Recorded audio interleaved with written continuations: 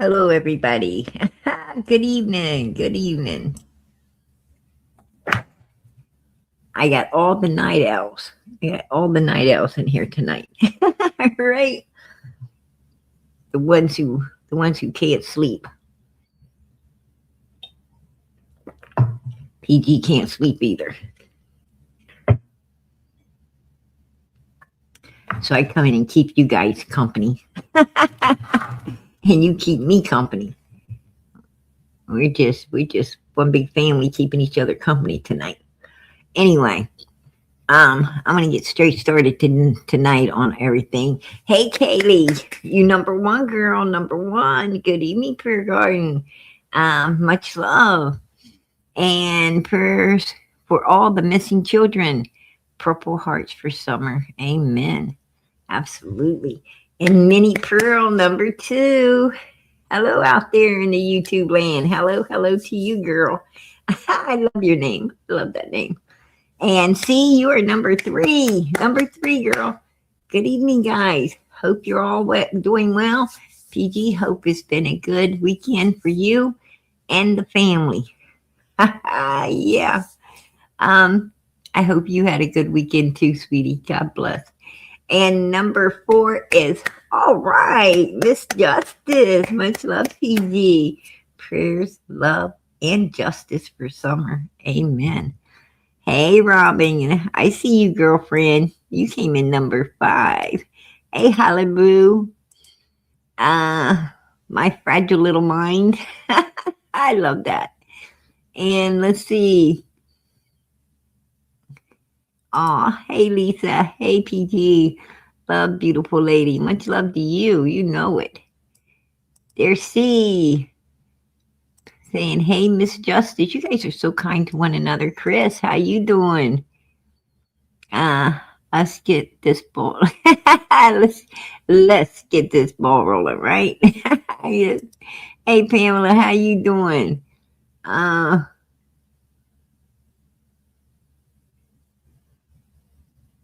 8048. What's up? Good to see ya. Good to see you, Ruby Rainmaker. God bless. Let me get down through here. Hey, Deputy Sheriff, howdy, howdy, howdy to you. God bless, much love. Purple Hearts. Hey, I appreciate that, girlfriend. You know it. Crystal. Beautiful. Absolutely beautiful. I love it, girl. Good to see everybody in here tonight. Hey, Abby. How you doing? Linda says, I don't go to bed till 3 a.m. Hey, girl, I'm right there. I understand. I'm right there with you. I'm right there with you. Trust and believe. I am right there with you. I got two Lindas in here tonight. Fair Garden. Fair Garden. I've been watching this since summer went missing. I haven't watched in a while, and I'm back. And you're still talking and fighting for the little girl. And you know, we all know what happened. Amen.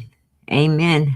You know, Ronnie Lawson does too, right? Ronnie Lawson does too. Um, you know, but we need to talk about it. Right? We need to talk about it. Hello, PG and chat. Prayers and love for everybody. Hey, girl, prayers and love for you too. Good to see you, Patty Allen. Aw, that is beautiful. Pamela Sue, I appreciate that super sticker. All right, girl. You making my night already. You making my night tonight. PG chat. Evening all. Much love and prayers. Hey, girl, I appreciate that, Patty Ponytail. Tropicana, how you doing tonight, sweetie? All right. Member for 13 months. Love your life, PG. Hey, girl, I love you guys. God bless you. I appreciate that. Hey, beautiful Moz chat. Good to see you all. Much love. Hey, Carrie. Good to see you too, girlfriend. God bless. And Michelle, how you doing? Say hello, PG. My nap today.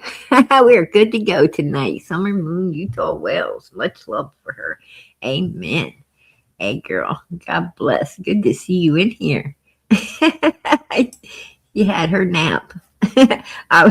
I was trying to take a nap, but little man wasn't going to let me. Trust me, he wasn't going to let me today. He's like, you can't go to sleep. He likes me to stay up when he's sleeping. Lots of prayers for all the missing children. God bless all the creators that continue to be voices for the babies. Oh, Cindy, I appreciate that. God bless.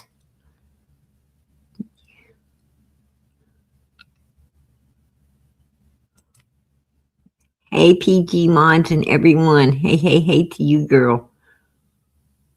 Aw, sweetie, just chilling. How you doing? Hey, PG and little man and all.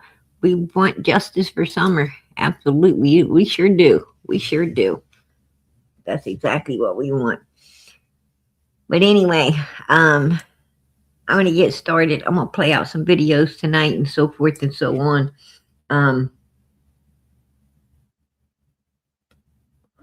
Because, you know, I gotta wonder, all of a sudden Ronnie Lawson comes out and, tells a mouthful of truth. I noticed that they stopped the interviews with him,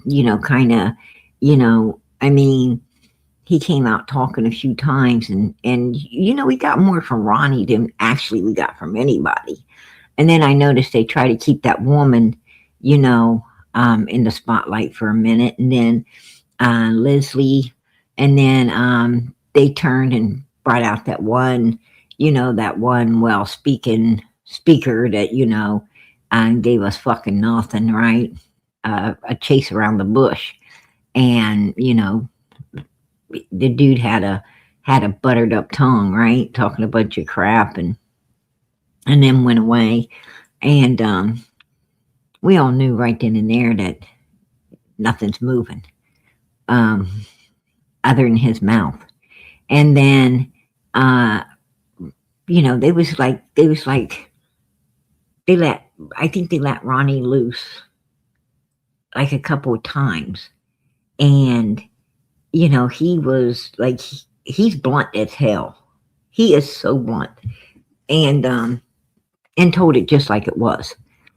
But the other ones, were beating around the bush and, misleading people. They want to talk about misleading.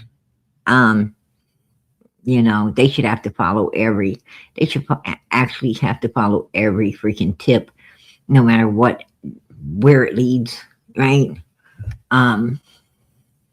What dark alley it went in and came back out of. After what they did to us. I mean, wasn't we getting misled? They didn't even, how much they cared about Summer's case? They didn't even know what the fuck they were talking about. Put a 1 in the chat if you agree. They didn't even know what the hell they was talking about. That Leslie lady was standing there talking, and she had no idea what she was talking about. I have proof. I brought it with me. Right here. More than what we originally released. We know that her family reported her missing. They called the sheriff's office around 6:30. Prior to that, it was early afternoon when she was last seen. That's bullshit. See, she didn't even know what she was saying, you guys. This woman had no idea. She did not investigate this case. And that right there showed it. She had no idea what the fuck she was even talking about, because early afternoon is between 12 p.m. and 3 p.m. Summer didn't even get back on the hill till after 3 p.m. Right? She didn't even come back home and get up on the hill till freaking evening. It was evening, Leslie. And she was supposed to be up there, taking groceries in the house, helping put them away, getting her something to eat, sitting on the floor playing with her toys while mommy ran around and picked up the house and got something to eat and put on some clothes to wash and dry and just being the mother of the fucking year. And then she saw her mom sitting out there, and she runs over there to tell. She didn't ask nobody to watch Summer while she ran out the door over to Mommy's the first time. But, Mommy needed something planted, so she comes running, cactuses.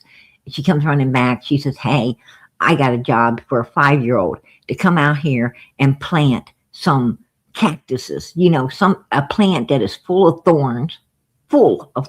No child should even be around. Most people keep their children away from them, but we're going to call her out to plant them, in a new pot, and put rocks around them, and, and her little toys in them. And it's going to be, just a glorious Hallmark moment with Granny and Mommy and Summer. They didn't video it, though. There was no video of it, but supposedly, they called Summer out, and she came over and she helped Grandma plant the flowers, and then she washed her hands off the back of Daddy's truck because he had a big cooler there with water in it, and that's what it was for. So she washed her hands, her and Mommy.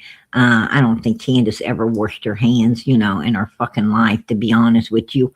But they washed her hands. They went inside Grandma's trailer. Grandma was in there just passing out candy, Summer's favorite kind. Grandma had a whole mother freaking cabinet of candies, but she gave Summer peppermint because that was her favorite, And then Candace is like, oh, I'm such Mommy of the year. Let me walk the kid back over to the house and tell everybody to watch her now. Now I need her to be watched. And the boys need to watch her. 2 seconds later, I went in. Where's Summer? Where's Summer? Nobody knows where Summer's at. And I know I sent her in the house, and I run around down the basement because that's where they said they think she was. And I stood at the bottom of the stairs, came back up, seen how much the boys knew, what, they might have seen or not seen, and if I can gaslight them or not gaslight them. But they were all able to be gaslighted. That food did the trick, and just leaving the hell alone, not having to put up with my mean, evil ass, did the trick. I was able to do what needed to be done, during the time that they were all consumed with finally filling their bellies and getting some peace away from all the evilness. Yeah. So Leslie has no idea what time Summer came up missing. I mean, if Summer would have been out there planting flowers, and she would have been washing her hands, and she would have been, coming back in the house, well, it would have been around 5:30 when she was coming back in the house. She would have went missing about 5:35, 5:40, right? Yeah. Because she would have came in the house and she'd actually it'd have been 5:37 to be. Oh, I take that back. 5:32. It would have been exactly 5:32 because Mommy said she only stayed at Granny's for 2 minutes and came into the house. So it would have been 5:32. She would have came up missing. And then they looked around for her for a little bit, and then Candace called Dawn at 6:09, and they called law enforcement at 6:30. Yeah, a lot of time wasted there. But Leslie don't know what the hell she's talking about. She has no idea. She did not, these people did not investigate this case. They did not diligently do their job and knowing what the hell they're talking about. I'm not going to get on the news and talk about a bunch of shit that I don't know what I'm talking about, especially if I'm law enforcement. I would have knew every aspect of that case. And when I was talking to the people, I would have knew, the timeline that this little girl supposedly came up missing. Because according to Candace, Summer came up missing she called Dawn at 6:09. Candace is saying that Summer came up missing about 5:55. 5:55 in the evening. That is a PM, that is evening, that has nothing to do with afternoon. Afternoon's been long gone at the time Summer's supposed to come up missing. So Leslie did not understand what the hell she was talking about, right? She had no idea. And that's what I'm talking about. That's what I'm talking about. Because why in the hell is she standing up there talking for Summer when she don't even know Summer's case? Why is she appointed to be a spokesperson for a case that she knows nothing about? And why does she not know nothing about it? Because they don't care. If she cared, she wouldn't have got that all wrong. These people are a bunch of fly-by-nights, and I don't care what anybody says. And personally, someone needs to go in there. Higher authorities need to go in there. Fire them all. Just fire them all and replace them all. Because they don't know what they're talking about. And if you don't know what you're talking about in such an important case as a 5-year-old child missing, you need to be fired. Put a 1 in the chat if you agree, because I agree with myself. It's bad enough they're dropping the ball, as bad as they did during this investigation. But this is days later. This ain't like day one. This is days later that, she's sitting here, giving out bullshit, false ass information.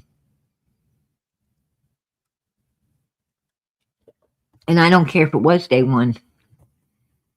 I don't care if it was damn day one. You should know what the hell you're talking about. You're talking about a 5-year-old missing little girl that depends on you. You are the one that's supposed to be finding her. That's your damn job. Ain't my job. Ain't PG's job. Right? To be finding Summer. It's law enforcement's job. They get paid to do that.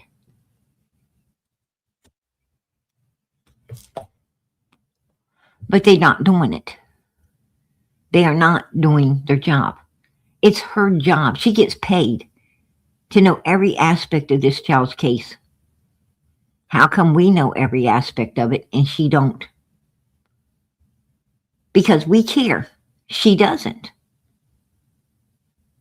Common sense right there. That's just common sense. She wants the paycheck. She don't want to do the work. Right? Well, you can't have the paycheck if you're not doing the work. And I don't know who's overseeing. I don't know who is overseeing all of this law enforcement. But they suck too. Right? They suck too, in my opinion. They're no better than these people right here supposed to be maintaining this case. They're not taking their work serious. Because if they was taking their work serious, the person overseeing all of this would have fired her because she's not doing her job. And if the person, but just with her standing up there talking a bunch of stuff she knows nothing about, that actually tells me that the person who's over top of all this law enforcement ain't doing their job either, because she's still there. She's still there after all of this. I say one thing for Ronnie Lawson. He knew what the hell he's talking about. He knew what he was talking about. He said, look, that scream was unfounded. Meaning I don't believe a damn word of it. Your 447, 443, 447, whatever scream. I don't believe a damn bit of it. He dismissed that bitch immediately. And I don't blame him, because it was a big fake lie, a falsity. Ronnie Lawson's way smarter than the rest of these people. I got to give him that. But I'm going to tell you something. They tried to push him into the background because they didn't want people hearing the truth. Ronnie was speaking the truth. He's like, that scream was fake. It was unfounded. wandering off, we assumed she might have done that. That was the avenue, we were taking in order to be up here and watch these evil bastards. And by being up here watching them, we're pretty sure that it was foul play. And the reason I didn't put out a big Amber Alert right away, I waited, till people pushed me into it, is because I don't believe that there was any abduction. There's no signs of an abduction. The only signs we got up here is pretty much foul play. And he was saying that from day one. From day one, he was basically saying, these bastards did it. And that's why, I think they didn't want him speaking too much, but the news station went and they spoke to him again, and he was upfront and honest one more time, right? He was upfront and honest with everybody again. It's pretty sad when you only have one person in a whole, precinct that's willing to be as blunt and as honest as Ronnie Lawson was. The rest of them were hanging up on people, didn't know what the hell they was talking about. They weren't trying to solve Summers' case any way, form, or how. These people were all busy. I don't even know what they were doing. But they didn't deserve the paychecks that they was, getting handed every week. That's for sure. Exactly. 5 years later, no progress whatsoever. Look at the Nancy Guthrie. The sheriff is under investigation. Yeah, exactly. I mean, that sheriff was at some sporting event. He's got a missing woman that needs to be found, and he's at some damn sporting event having a good time. Right? I seen it.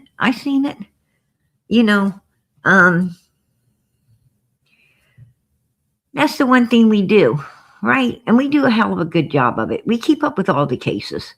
I don't cover Nancy very often. Her case a whole lot because mostly, she's an adult, and her case is, it's like a sitting duck, right? It's like a sitting duck. And nothing's really happening,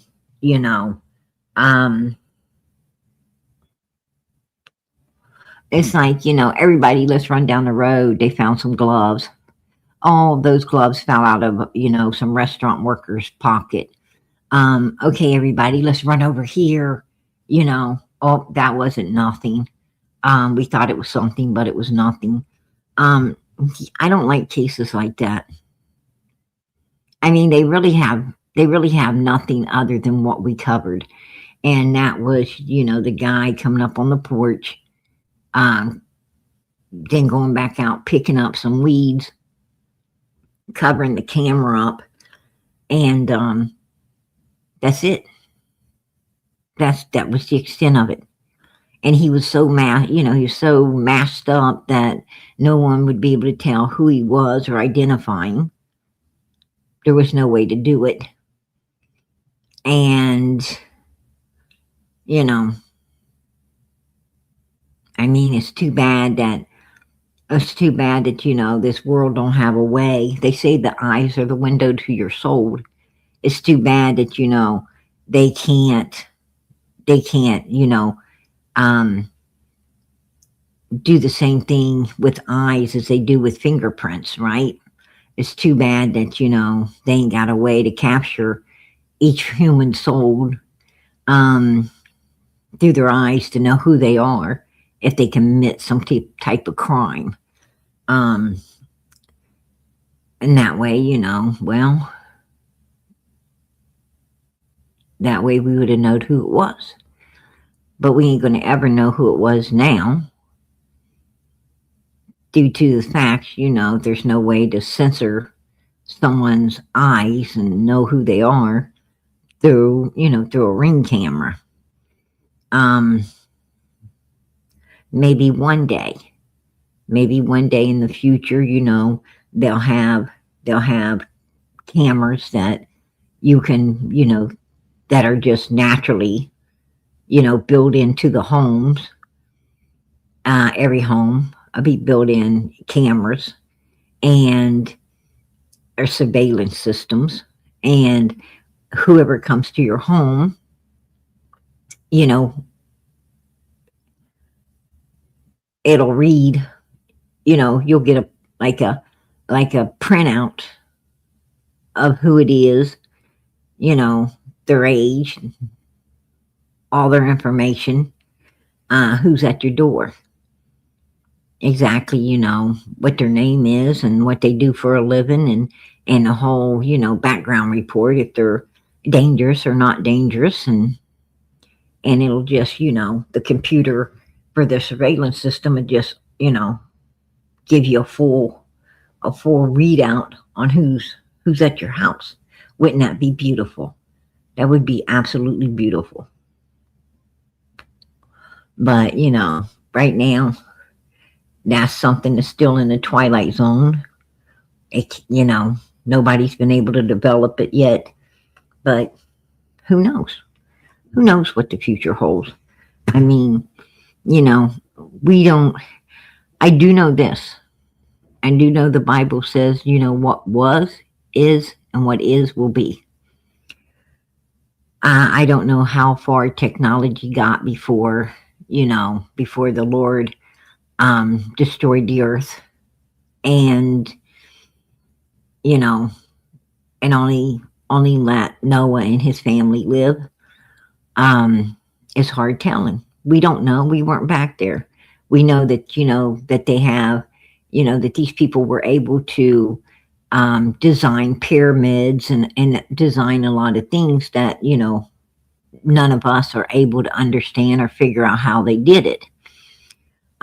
So they must have been real advanced, maybe in a different way. I don't know. But, we seem to be awful. We can't seem to do what they did. We haven't got that far yet. But we have, and I figure if they got stuff that, we can't understand, or, or figure out how it was built and made, then obviously they were further advanced than we are right now. And it got all destroyed. So they obviously, we're heading in the same direction, right? We're heading in the same direction that they did. And we don't know how far advanced they were. I just know that everything that we have has already been and will be, because the Bible tells you that.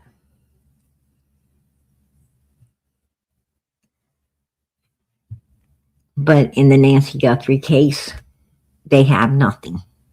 They have zilch. All they have is, this missing lady with some evil assailants. And she's gone. And we had a bunch of other evil people, Ain't it horrible? Ain't it horrible that how, you don't know how evil this world is until something like Nancy Guthrie happens, or Summers case happens, or, that's how you learn how evil our world is. Because you take the Nancy Guthrie case, there was people sending ransom notes to this family, to the news stations and to this family and everything. And they don't even have them, and they didn't even have the mother. They had nothing to do with the evilness that happened. But they were evil enough to try to capitalize off of it, right? What the hell is wrong with people?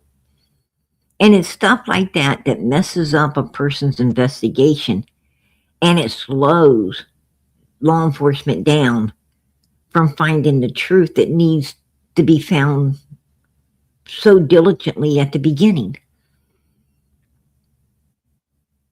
It's, what the hell is wrong with people? You got to wonder, and it's like it's all about money. It's like the world is money motivated, right?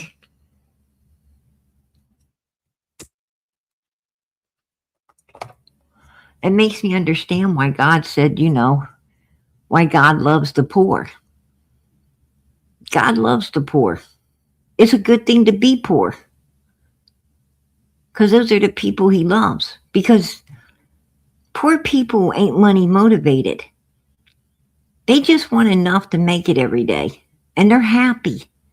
They're happy, it's not about money for them. But a lot of people are money motivated. And most people money motivated can be very evil, It's sad that people, that there's humans out there willing to do anything for $1. That's insane. I don't understand it, don't want to.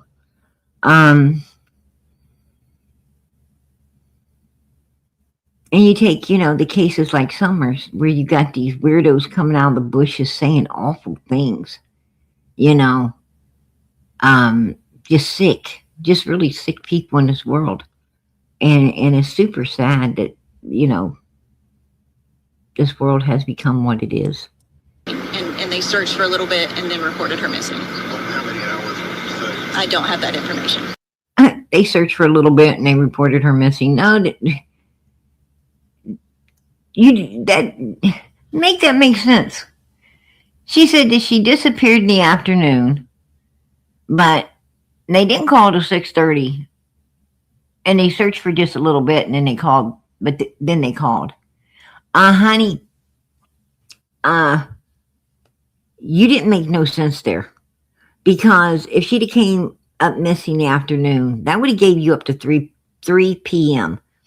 4, 5, 6, 30. That's 3.5 hours later, lady. 3.5. That ain't a little fucking bit. That ain't a little bit of searching. 3.5 fucking hours is a whole hell of a lot of searching. Wow.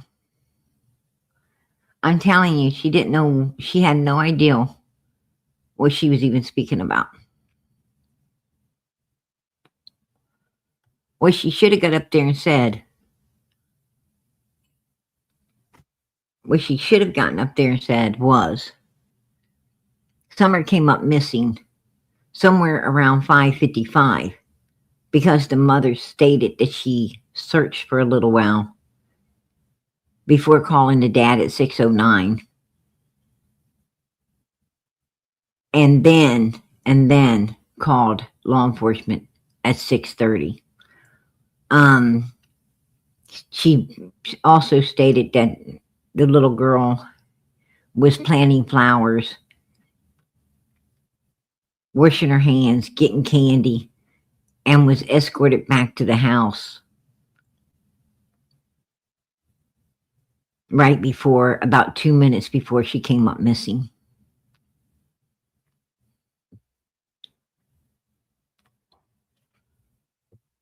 That's what she should have, said.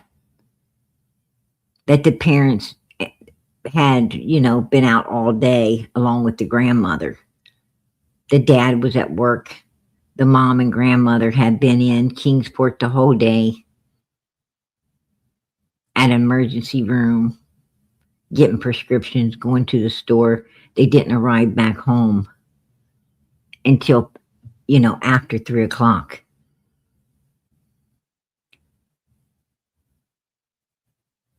If anybody has any information, it would be appreciated. She did not know what she was talking about. She didn't know the timeline, right, Cindy? No, see, there's a timeline. She didn't know it. She's mother freaking law enforcement. It's her job to know it, and she didn't know it. We all knew it. We knew it before she did. Right? We knew it before she knew it.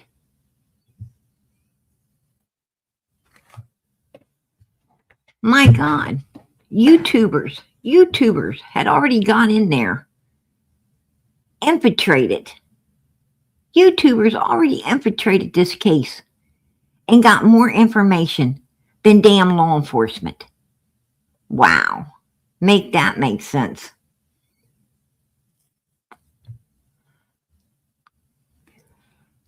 I think law enforcement should start letting the YouTubers be spokespersons, because the YouTubers know it all and they don't, right? They should just call us up to come and be the spokesperson. We do it for free. We do it for free. Why? Because we want the right information being told, not a bunch of bullshit that has no truth to it. We don't want to listen to people who don't know what the hell they're talking about. That isn't going to help Summer. Right? That isn't going to help this little girl. But you heard it with your own ears. Right there. You know, there's the receipts. It ain't like I'm saying something that is untrue. I'm saying everything that is true. You know. And we all know it. We all know it. I'm gonna go through this with you tonight. Right here. What was Ellie hiding? Right? I think now we know. Right here. Look in the background there, because that is Grandis's camper right there. And that showed, those lines show you that Grandis could see everything. She could see the basement door. She could see the front door. She could see everything. She could see Summer swing. She could see, you know, Grandma had her ass parked. She had her ass parked where she could hear and see it all. Right? Where she could see and hear it all. And Ronnie knew that. They knew that when they went up there on that hill. You know, right there. Take a good look. Granny had a bullseye view of everything. There was nobody coming and nobody leaving that Granny didn't know about. You couldn't sneak up there. No way in hell. Right there. And right there was the boys. The boys were right there in that part of the house over the basement door. They were right there over the basement. There's no way in hell that, you know, that anything could have went down, because the boys were right there. And there was a mother dog with her puppies right there at that back door too. And no mother dog is going to let anyone come up there. She's going to be, you know, mother dogs are vicious. They're vicious. You ain't going to come around a mother dog. She's going to bark and she's going to come out barking and carrying on. So you ain't going to come up there messing around with anything with a big old mother dog underneath, you know, the freaking house. Right at that basement door. You know, that's insane. And then you had Candace and Grandis right there at the doorway of this, you know, they were outside at the doorway of this camper, with able to see and hear everything going on. You know, so Ronnie Lawson is right. Abduction is off the table. It's gone. You know, absolutely not.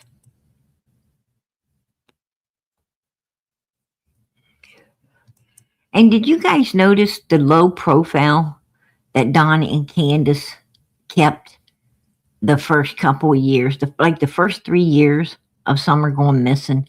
Did you take note that Don and Candace, like, they weren't going to no functions for Summer. They wasn't going for anything. They didn't overly want to befriend nobody. You know, they was hiding that ass. They were hiding that ass. The only thing they were doing was talking to a few YouTubers and, you know, and milking them for everything they could get. Come fix our house, right? Come fix our house. Give us this, give us that. I mean, them two evil mother freakers was sitting up there. And I'll tell you another thing. You know, that Don and Candace did too. That, really shocked me. Is Don and Candace let people know that, we want you to support us, not the kids. They weren't trying to hide the fact that that they severed themselves from the children, right? They was not hiding the fact that, it ain't about the kids, it's about us. Like Candace made a wish list with everything on it just for herself, nothing for kids. She told, Benny, that if people want to talk about the kids or ask questions about Summer, she was leaving. She wasn't going to stay there and talk about Summer.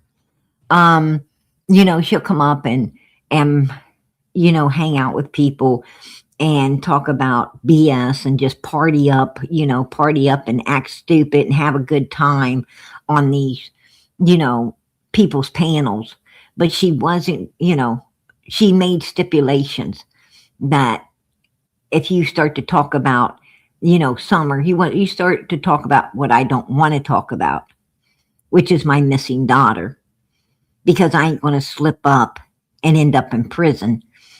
Then forget it. I'll drop down and leave. So they basically set all of these people, these supporters and everything, they set them straight that, you're supporting evil here. We're letting you know up front, that we don't give an F about these kids. We're letting you know up front that, we're selfish, self-seeking pieces of shit that, if you want to give everything to, give it to us. We're willing to take it. But we're not going to, we're not going to talk about anything that's going to put us in jail. I mean, and that pretty much told you, they wasn't willing to pass out flyers. They wasn't willing to help with their daughter's reward fund. They wasn't willing to, ask for anything for the boys who were in foster care. They wasn't willing to, do anything for any of the children's sakes at all. Just all for them. They let people know it, and people still supported it. Which is very shocking, to say the least. They got a lot of support. And matter of fact, someone actually screenshotted a bank receipt. Candace went to the bank and got a few dollars out and had accidentally left the receipt laying, in the house.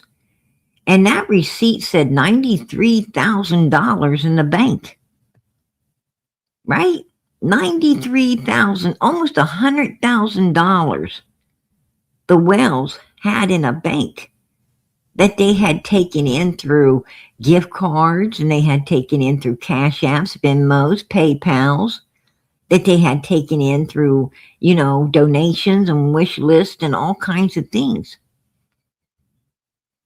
Damn near $100,000, and they were still asking for more. And they're asking for more now. I have people actually hitting me up saying, Candace asked me for gas money. Yeah. PG. Candace had the nerve to ask me for gas money. PG. Candace had the nerve to tell me they were out of cigarettes. Could I get them some cigarettes? PG. And that's year 5. That's just recently. That's just, recently. I have heard this. And I'm like, what? Don't say nothing. Don't say nothing. I don't want to make, I don't want nobody knowing. Well, I ain't going to give their name. I'm not giving out names here. But it's the truth. It's the truth. And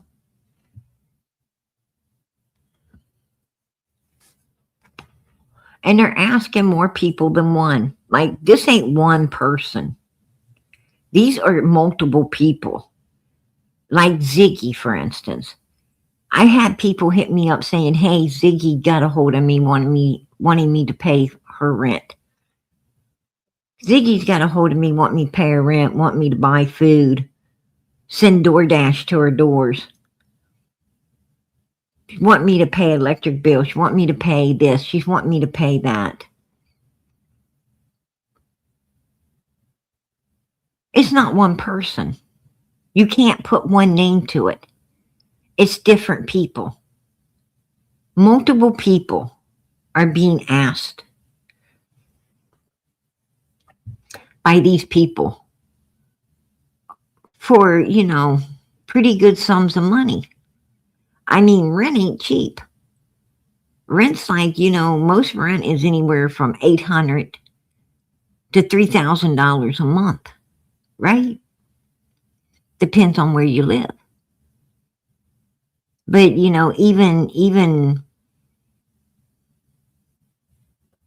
the worst places, like, the trashiest places are usually $1,200 and up, right? You can't hardly find anything under $1,200. If you find a place for $800, you're doing a dance. You're like, it's happy dance, right? Happy dance time. Because most places are way more expensive than that. So if you're asking somebody to pay your rent, you're asking for some big money, right? That's like, whoa, do I look like Daddy fucking Warbucks to you? I don't think so. I mean, who in the hell has the audacity to ask people to do that anyway? But I learned a long time ago that people like Ziggy, they don't care if you say yes or no. Because, they feel like closed mouths don't get fed. They feel like, the only thing you can say is no, but you might say yes. You might be stupid enough to say yes. But she won't know how stupid you are if she doesn't ask, right? She won't know.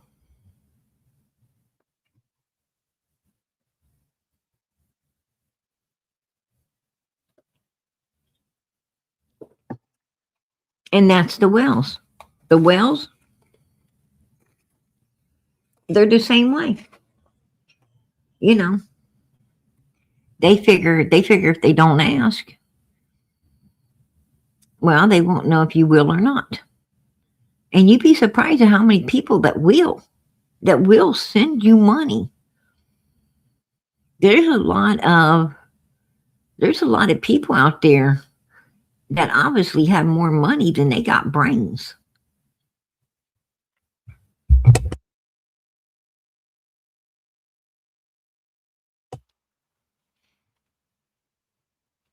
Unbelievable. I work hard for my money.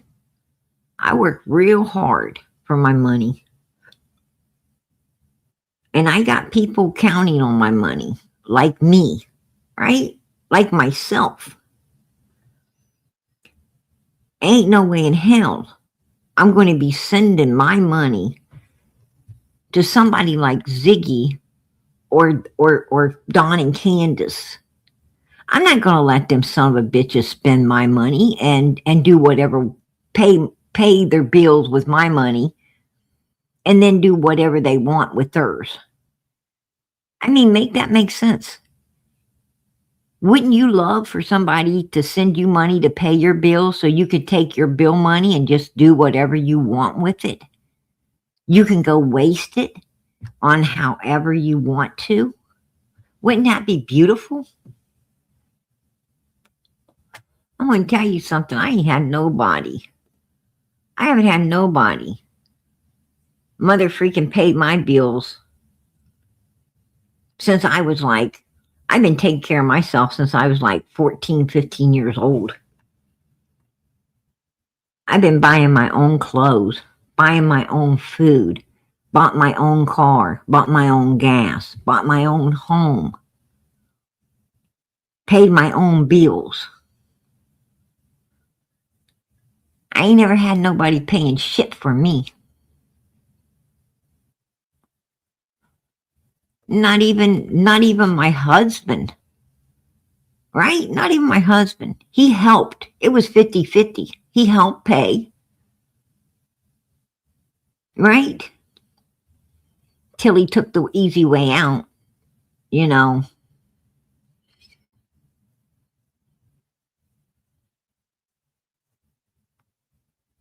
Even he got tired putting in 50%. I don't blame him.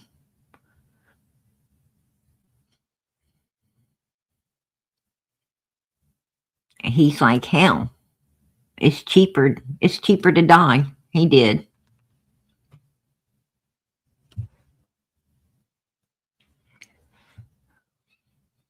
And I got stuck 100% again.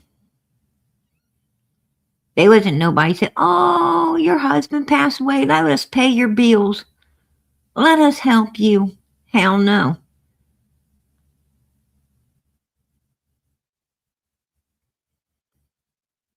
I ended up in a freaking small ass apartment with all my kids and had to work my way out of it.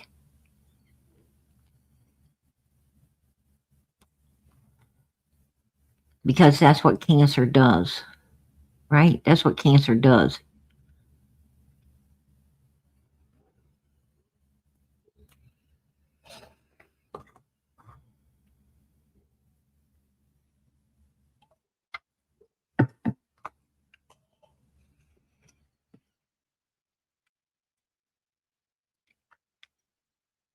Medical bills are very expensive.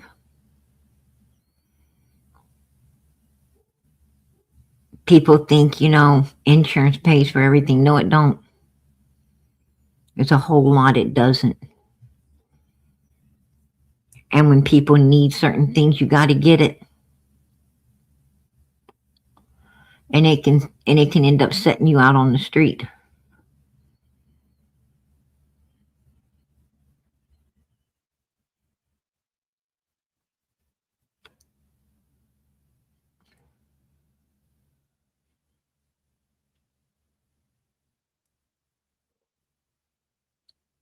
Nobody wanted to pay no bills.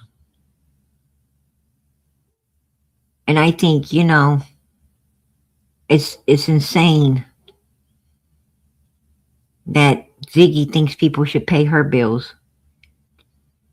She's healthy as hell. Her and Fred Hill both could be working jobs. Both of them could be making $20 an hour.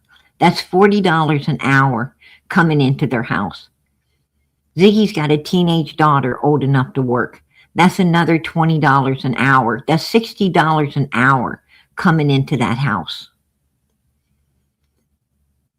She shouldn't be asking anybody for a damn thing, right? Why should she be able to lay on her ass and live off of other people's monies instead of working that ass like all of us do and paying her bills herself?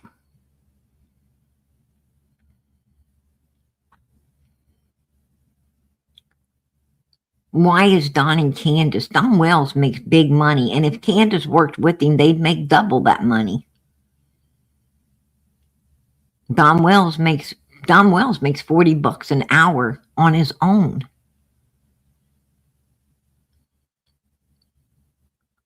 Or more.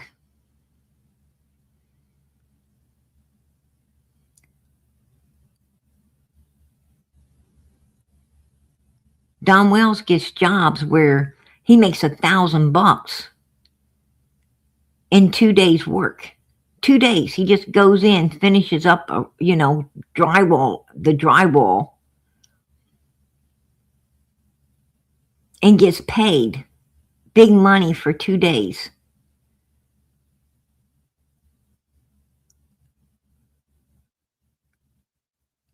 And they're asking people to buy them cigarettes? Are you kidding me? When just 3 years ago, they had $93,000 in a bank. What the hell did they do with that $93,000? They didn't build a new house.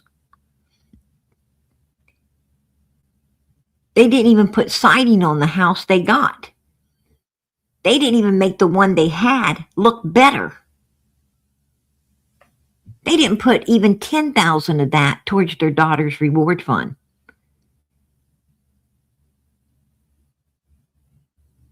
They put nothing towards their sons who are still here.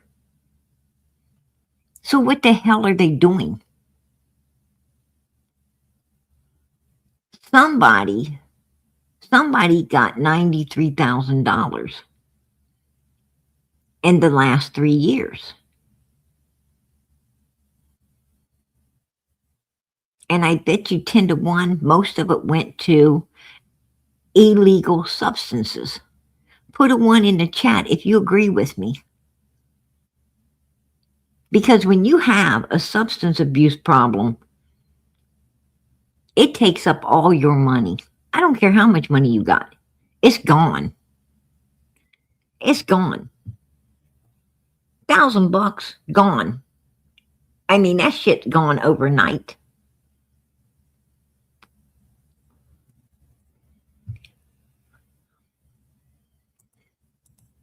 See, Don and Candace don't believe in putting their money where they can see it. They don't believe that. You know, most people, intelligent people, put their money where they can see it. They put their money into keeping their home well maintained. They put their money, in their children. College funds, right?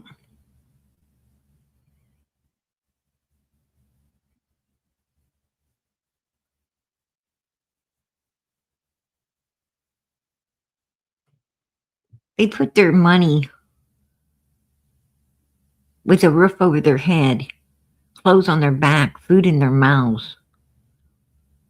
They put it where it's supposed to go.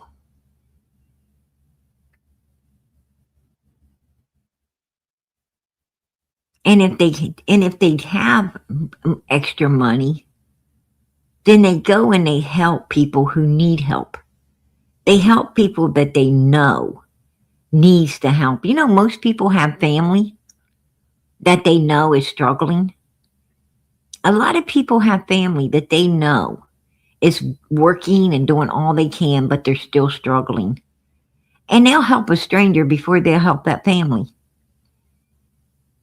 Before they get a gift card, a grocery store gift card, and take it to that family member and say, hey, I know how hard it is, and I can see you're struggling. Here you go.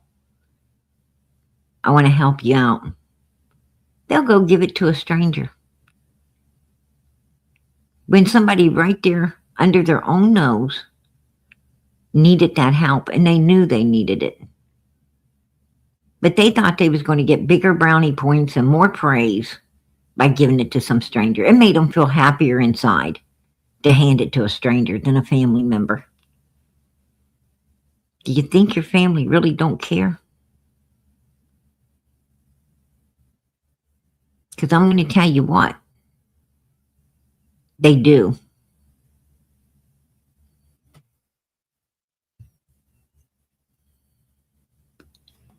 You know which one of your family members that was there for you. You know the ones that you liked the most because, they were always kind, always nice, always giving. You know that aunt that always came around and was so sweet and kind, and you just loved your aunt? You know, the uncle who was most honest and upright and kind and caring? You know which one of your siblings was always there for you instead of treating you like crap?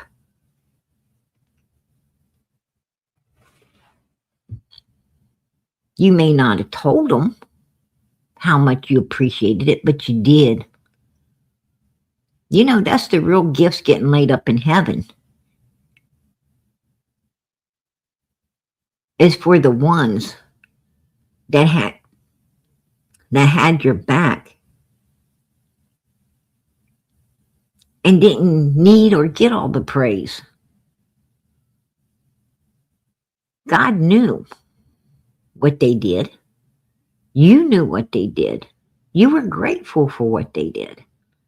You didn't have to tell them. They didn't have to know it.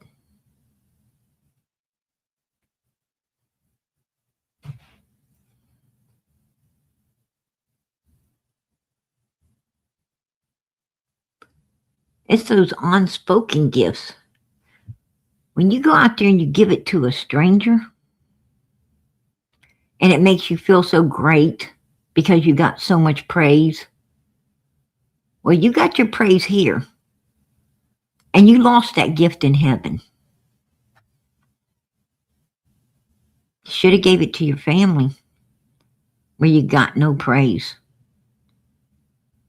But God knew, and he knew that the one you helped and was so grateful and thankful and didn't ever forget it. And they had your back.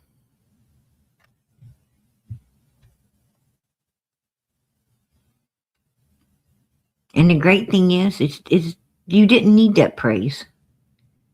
Because you helped because you wanted to. You helped because you're a good person. You helped because you saw a need and you fulfilled it.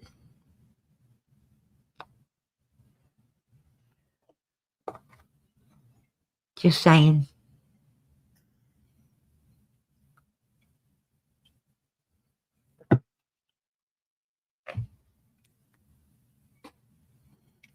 I think the oldest boy will be able to stay in foster care till he's 21. They have programs that hold you till you're 21, if you need it. After 21, yes, you will need to venture out. A lot of times, what they do between 18 and 21 is what they call transgression. They actually, help the 18-year-old, and some others. Usually there's other foster kids, and they put them into shared living. And that means they live in a place, they got their own bedrooms, but they share, the bathrooms, and they share the kitchen, and they share the living rooms and stuff. And they live in, shared living if, they can. If they're able to get along with other people, they put in shared living. Sometimes they'll get you a small place, just, one bedroom for you if you're, unable to get along with other people. And then they will, help you get a job, and they'll monitor you and, teach you how to operate a bank account and so forth and so on. They have people that, they get paid to help these kids transgress into adulthood and able to, take care of finances and everything, and learn how to shop and, learn how to cook for themselves and so forth and so on. And make life easy, so they can actually,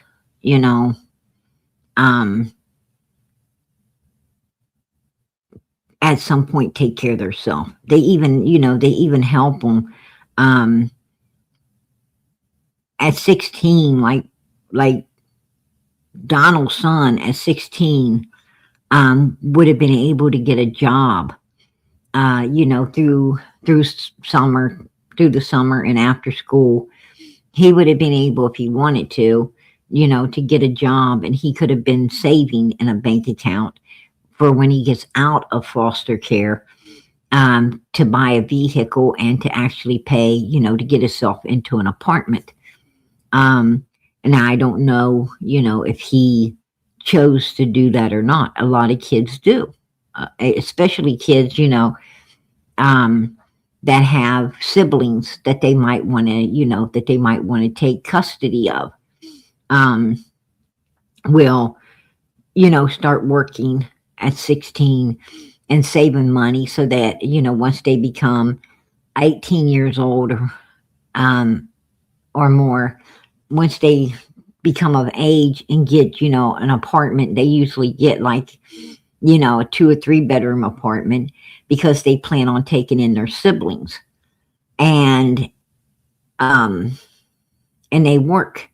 And then when they go to the court and they petition the court to take, to get a hold of their siblings so they can all be together, and the oldest one usually becomes like the parent and raises the other children in the house until they become of age, and then they start working, or whatever. And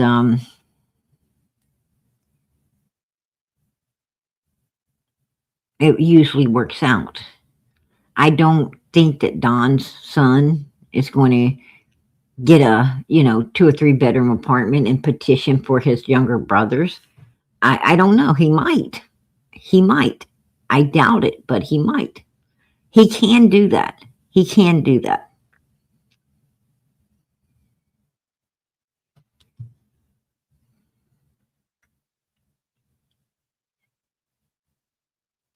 Yeah.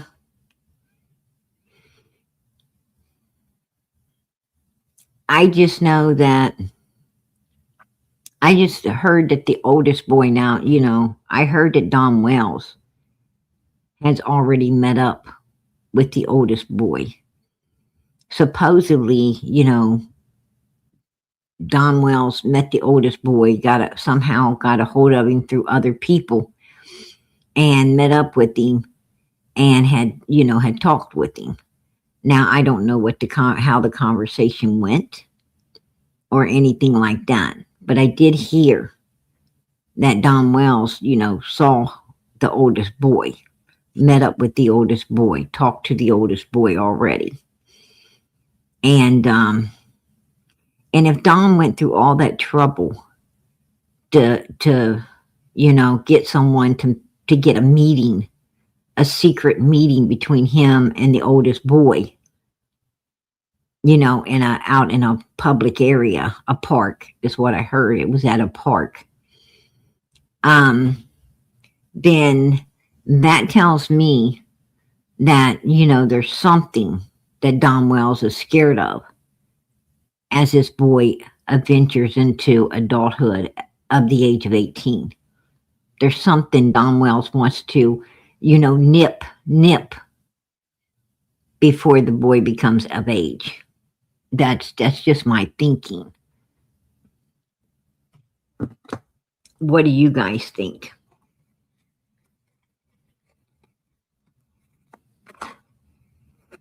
Yeah.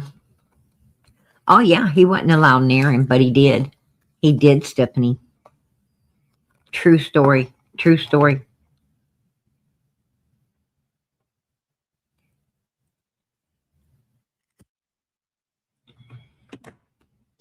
That's what I heard, PG's little girl. That's what I heard. That's a true statement. Right here. This is what it started with, you guys. Right here, Ben Hill Road, Summers case. I'm not talking about over in Arkansas or up in Utah or in Wisconsin. I'm talking about Ben Hill Road. Right here. This is the group you got right here. And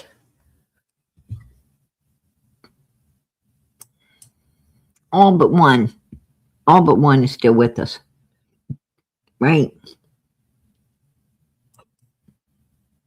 This here, April 2021. Right here's when Summer had gotten her hair shaved, her head shaved. In May, Hunter knew that Hunter said, well, to Chris, he said, well, I noticed, her hair had been all cut. No, Hunter was up there on the hill in May of 2021. May of 2021, right there he is. There's a picture of him up on the hill, walking up behind Summer. And he had something in his hands, but we had to take it out because you can't have it out here. But he was going up behind her.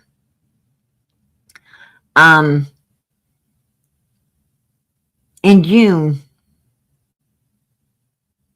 Summer disappears on the 15th, right? She disappears on the 15th.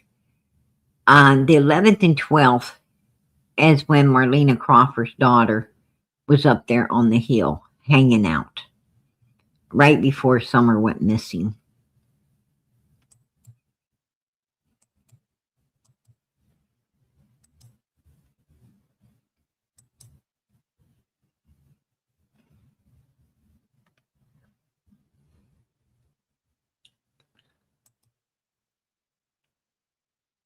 This right here is what went down before Summer came up missing. They shaved her head. They had her dancing around a for-sale barrel. She was already sick. Summer was sick here. She was going downhill.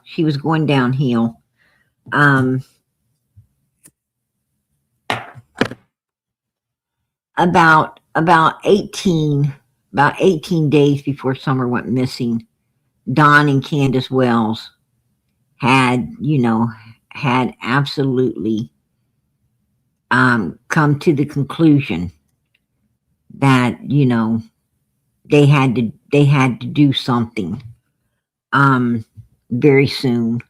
About 18 days before, they had to do something very soon.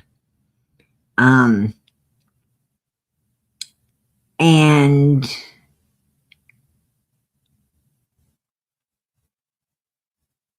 the sad thing is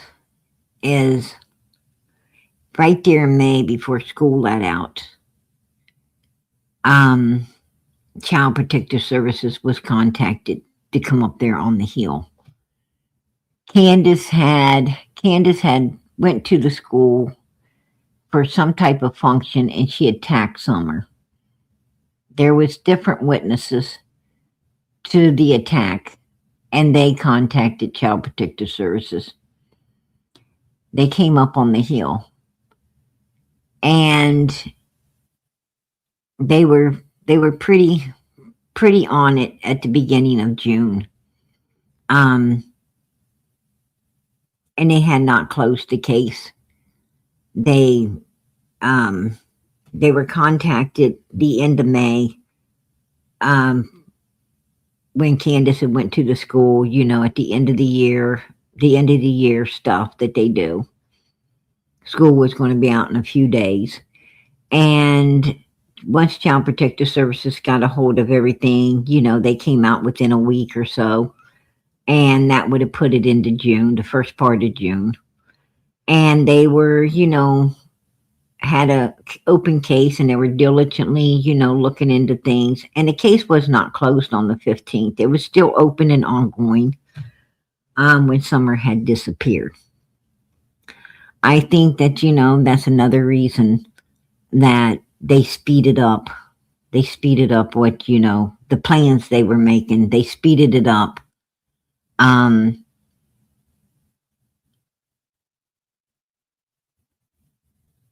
Before Child Protective Services took note that Summer was going downhill and insisted on, some medical stuff to be done.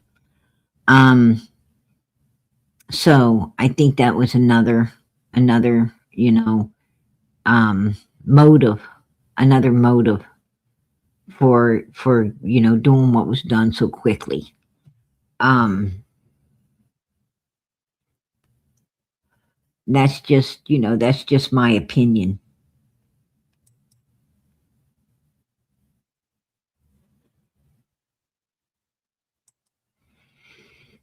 On June 15th, this was the morning scene. This was the morning scene. Ronnie Lawson knows that. This is the morning scene.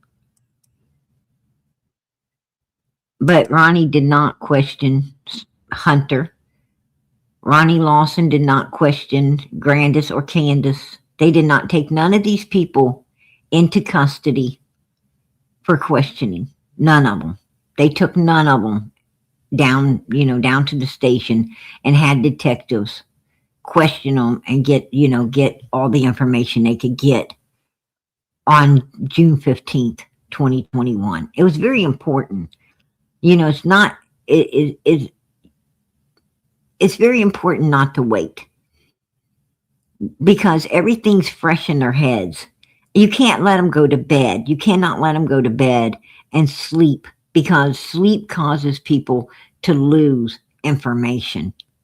You have to get them right now, same day. You got to get them same day while everything's still fresh in their head and get them in there and question them and get down, all the information ASAP.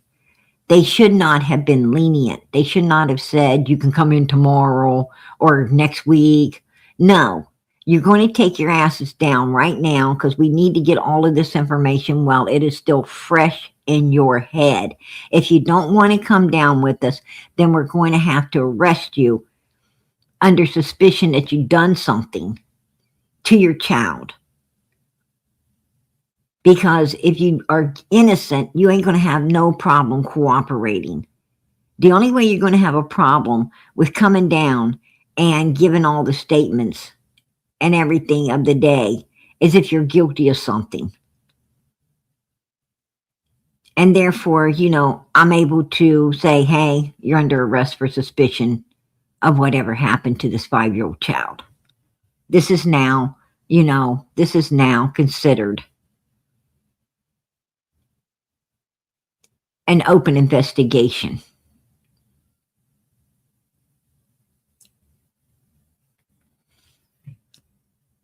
It's now considered a criminal case. Right? Just the way it is. But hell, I would have put handcuffs on their ass when they told me she wasn't out there in the woods. When they told me she didn't wander off, I'd have handcuffed their asses right then. If they said, what you doing, I'd have told them, I'm arresting you for suspicion of what happened to your daughter. Because there's no way you can tell me where she's not unless you know where she is. And that's what you just told me. You just told me you know where she is because you were telling me where she wasn't. And there's no way you would know that unless you knew where she was. So your ass is getting arrested. You can answer the rest of the questions when you get downtown. Conversation over.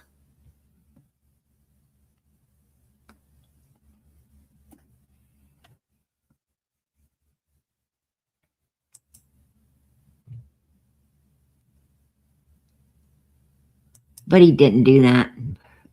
He didn't go to Allison's house. They didn't take search dogs. They didn't take cadaver dogs. They didn't go to Allison's house. And I believe if they would have, they'd have found Summer's old clothes. I believe if they would have, they'd have found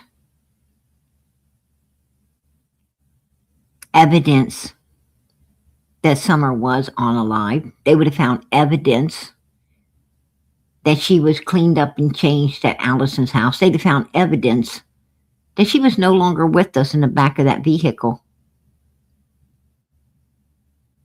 I think they'd have found all the evidence they needed to arrest Hunter, to arrest Candace, and to arrest Grandis as well. And then they would have been arresting Don Wells. They would have arrested Allison. All of these people would have been arrested. Allison would have got in trouble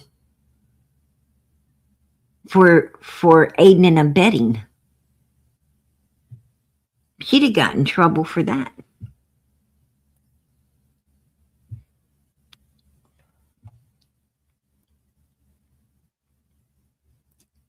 She actually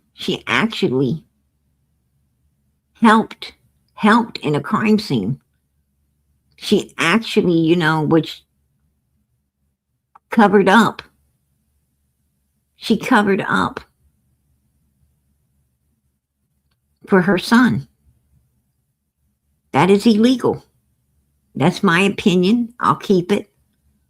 But it's illegal.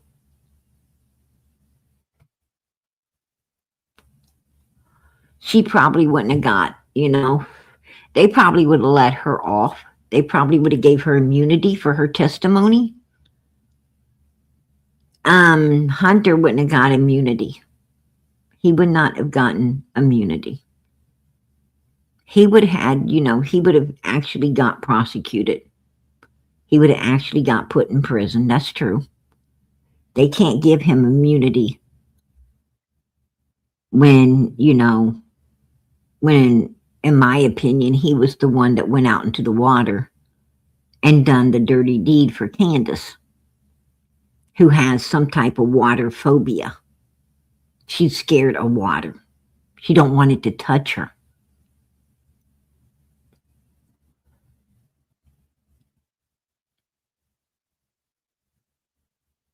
I don't know.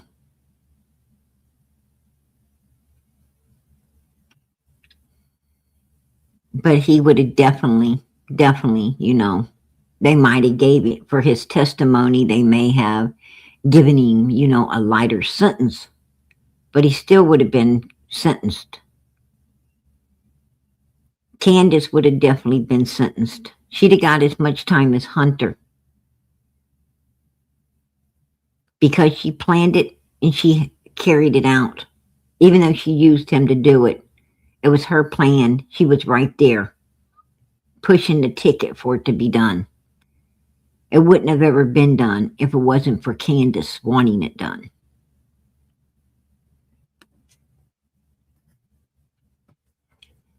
And Candace wanted it done because Don Wells wanted it done. So Don Wells would have went to prison for his share in all of this. Conspiracy.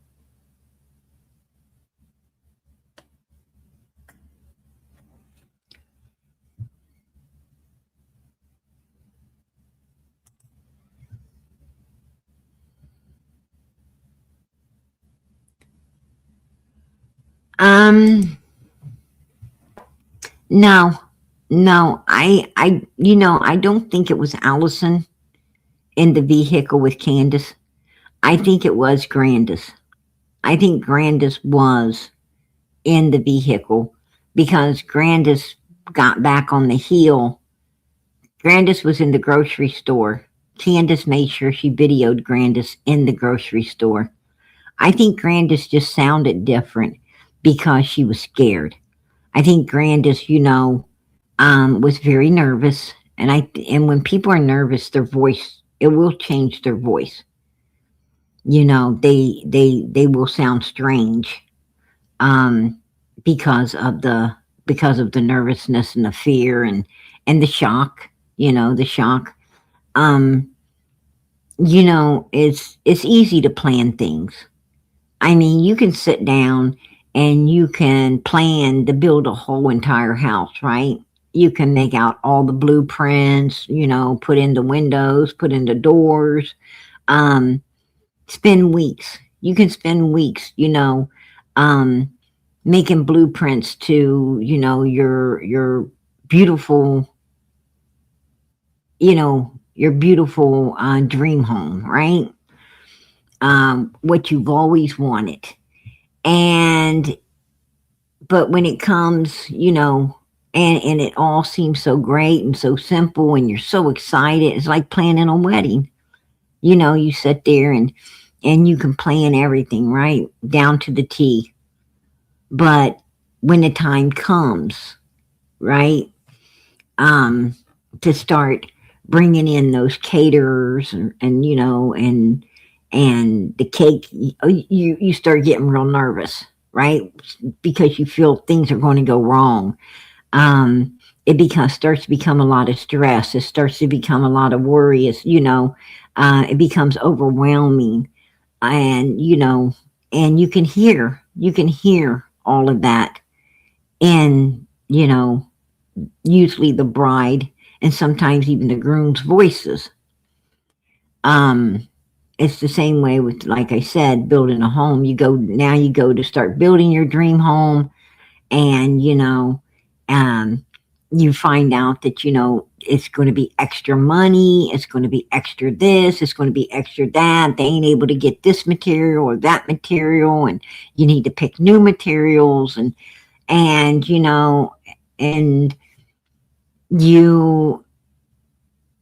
see wood that maybe you know ain't perfect, and you wanted everything to be perfect. You're like, oh my god, they need to change out, that beam, or they need to change out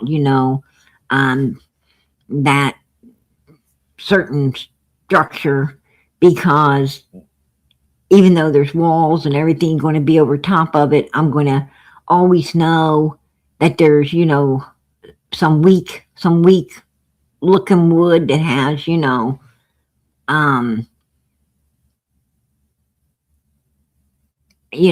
that's notched out, or brittling already, or and this ain't the way it's supposed to be.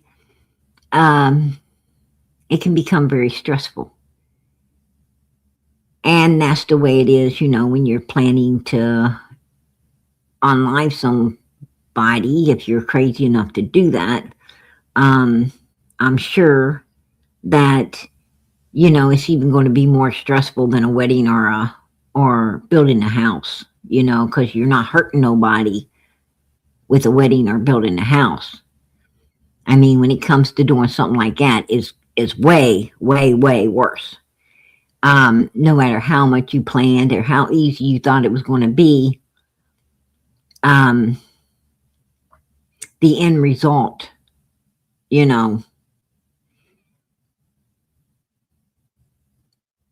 didn't expect. You didn't expect, right? It's like, it's like women who, women who, they're having a child they don't want. So they decide to go and, do what it takes to not have the child. They make the appointment, they think it's going to be all easy. They get there and they start to get stressed. But the not wanting a child overrides the fear, and they do what they came there to do, and then they leave, and they're able to throw it behind their back and go on living and everything. But down the road, right down the road, it comes back to haunt you, right? It comes back to haunt you. Down the road, they start having issues about what they done. A lot of women do. They nobody told them that they're going to have these issues down the road. Nobody told them that they're going to have regrets, that they're going to have a lot of problems later. No one told them that. When they were doing it, nobody told them about the ratifications later. And then they're seeking mental you know, mental health. They're out there, going and seeking people in the mental health field to help them cope and get through what they didn't expect to come back on them so many years later that they had done, in their younger years.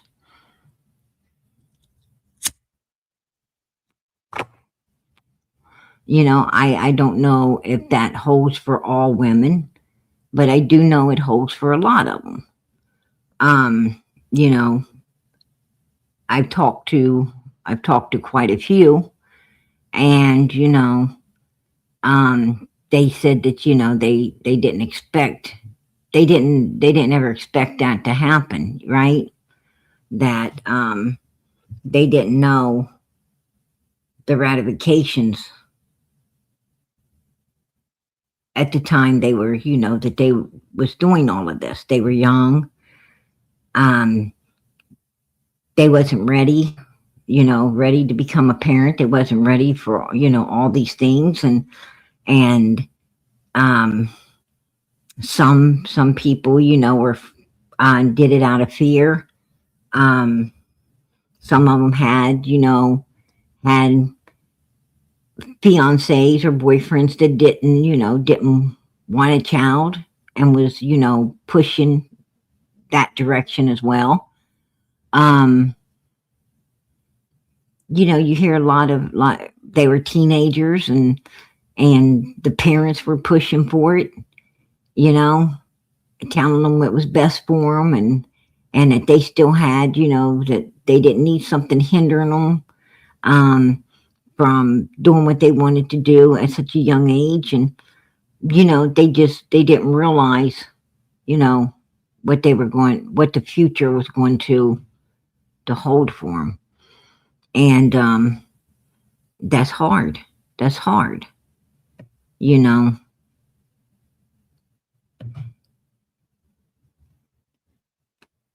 It was legal.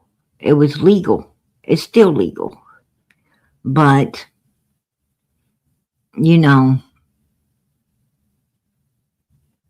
it shouldn't be legal. And, it should not be legal unless they're willing to give these people a class,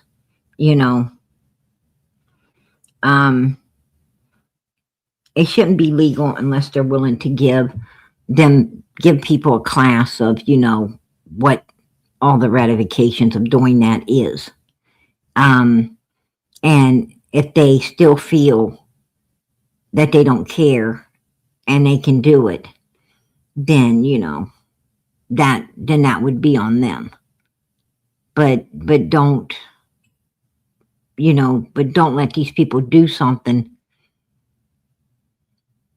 without telling them about the regrets and about the mental, issues that can come upon them. Not only then, but later as well, and later even worse. You need to tell them that they're always going to remember, how old this child would have been. They're always going to remember what they did. They're always going to remember, and wonder, was it a boy? Was it a girl? What would I have named it? What would it look like? So many things. But,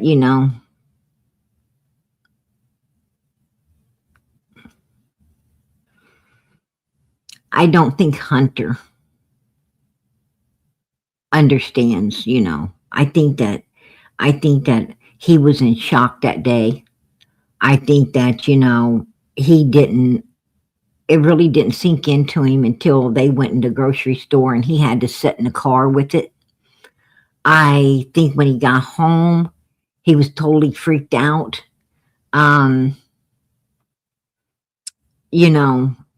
I think he did. I think he knew he couldn't handle it the way he thought he could. That's why he was, all weird. I think he had problems for a long time after that. I think in the future he'll have problems again from it. Right now, he's keeping his mind off of it by, you know, by trying to work and trying to, give his girlfriend as much trouble as he can, and other people, and he's trying to stay busy. He's trying to stay busy and put it behind him. But, there's going to come a time when, you know, all of these people, all of this chaos is going to disappear, and he ain't going to have all of this to keep him busy anymore. And what he done in the past is going to haunt the hell out of him. Again, maybe even more so than before. And that's my opinion. And maybe maybe it'll be so bad he'll turn himself in, or maybe he'll feel like he'd rather pay on earth than later. I don't know. I have no idea. I just think the new sheriff is possibly going to get to the bottom of this. I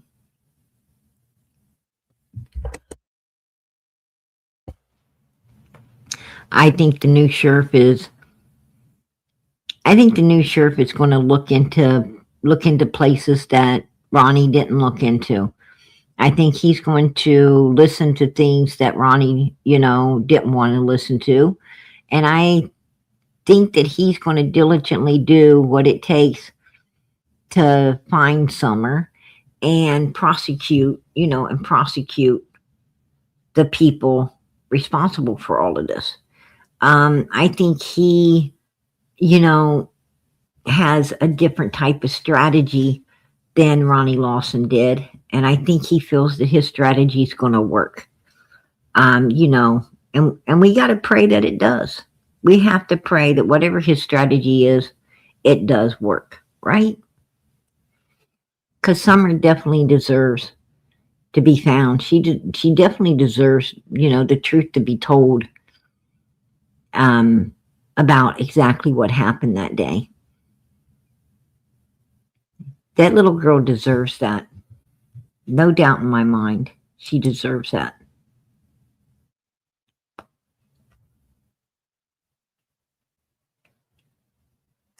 But as you can see, Grandis's camper, look, if you can see Grandis's door from the back door here, if you can look up from this angle and see Grandis's door, Grandis can look down and see you. If you can see them, they can see you. Right there's the dog. Right there's a dog. There's many dogs in this yard. Ronnie Lawson's so right. They did not come up to this door and take anything or anybody. Also, I heard they did fingerprint the inside and outside of that door, and there was no children's fingerprints, fresh fingerprints of a child. There was no fingerprints of a stranger, and there was no smudge marks of someone wearing a glove over the fingerprints that were there.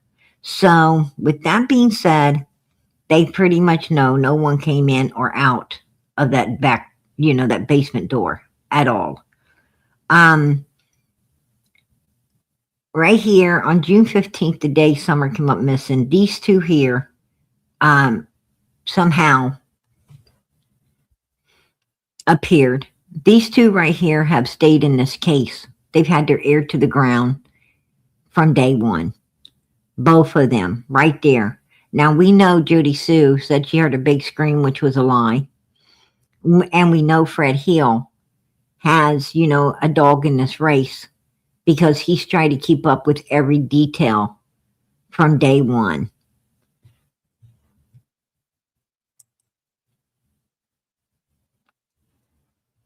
When people insert themselves the way they have inserted themselves, they got dogs in the race.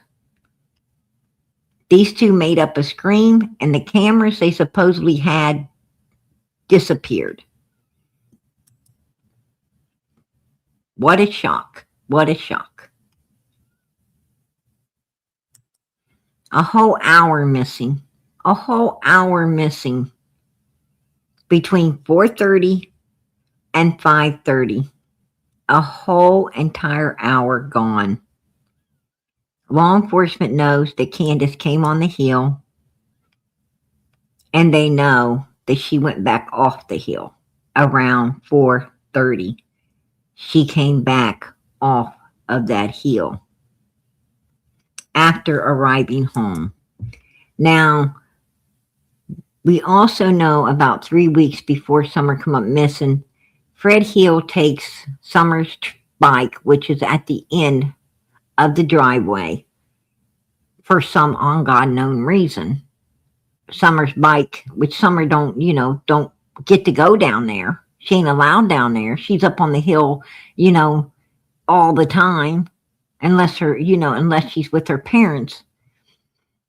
But yet her bicycle ends up at the end of the driveway, and Donald's going to understand what it means when Fred takes it. That's Fred's words, not mine. He said Donald will understand why he took it. These four right here, the night before Summer comes up missing, are down at the bottom of the hill chasing Jackie Dobbs off. Right? And then goes out looking for him after dark. They're all at the bottom of the hill just the night before, and these four go out looking for Mr. Dobbs. Why? Why would you go looking for an old man that's already gone, that you called law enforcement to chase out of there? Why the hell would you go looking for him? It's not like he's a danger or a threat. Why did you do it? You got to think about that. I think they was trying to find him to set him up for the disappearance of Summer the next day. That's my opinion. I'll keep it. But that's exactly what I think. Just saying.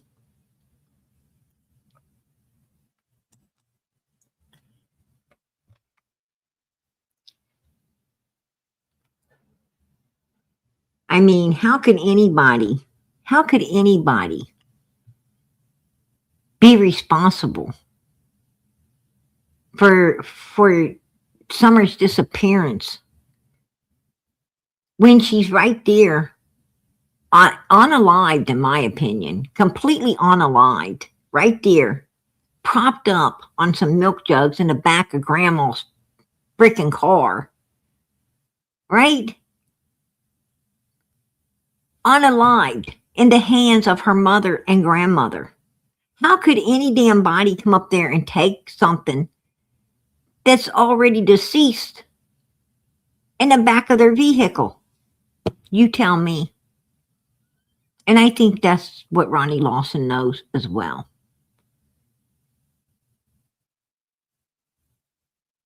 I think he does know it.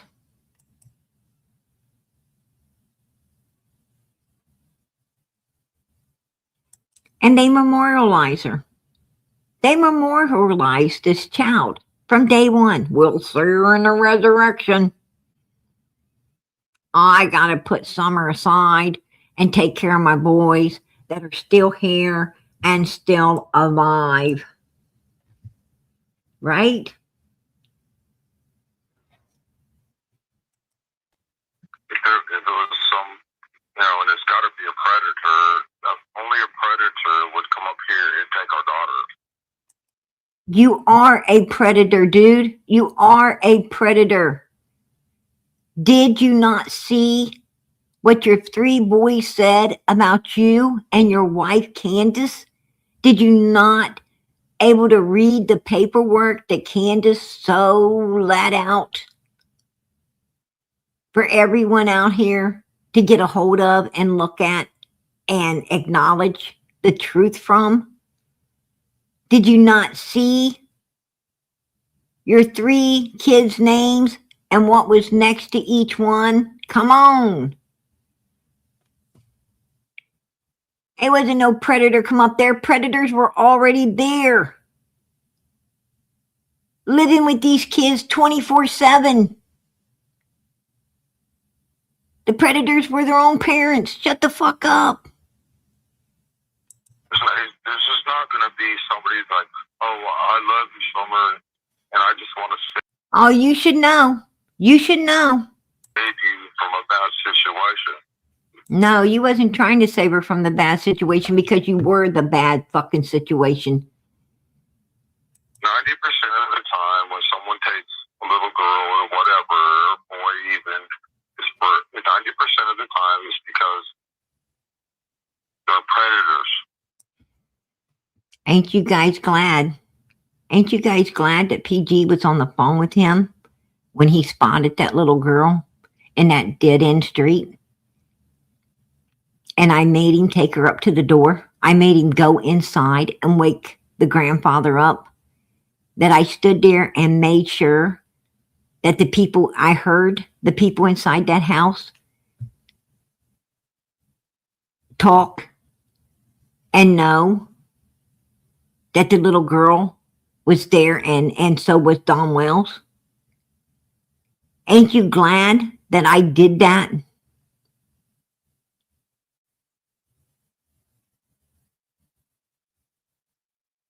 I let him think he was going to be a hero by doing that.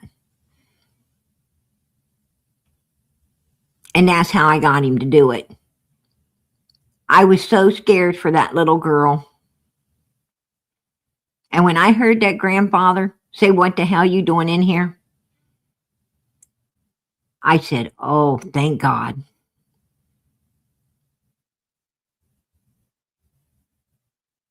I could not let him walk off.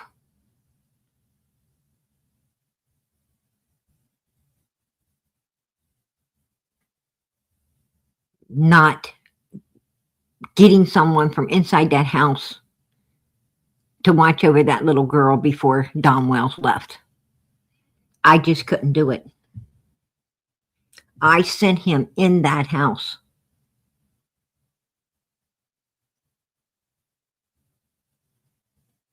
I gave him the praise and courage. Get it done. I'm going to tell you. People say, "Oh, why is PG here?" Because God wanted me here.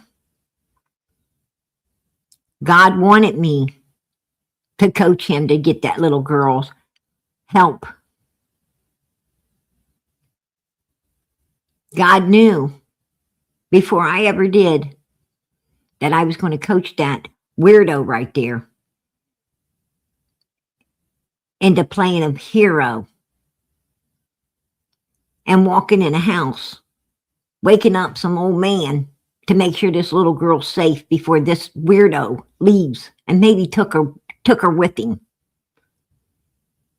Because that's who and what he is. God put PG here, and I know it.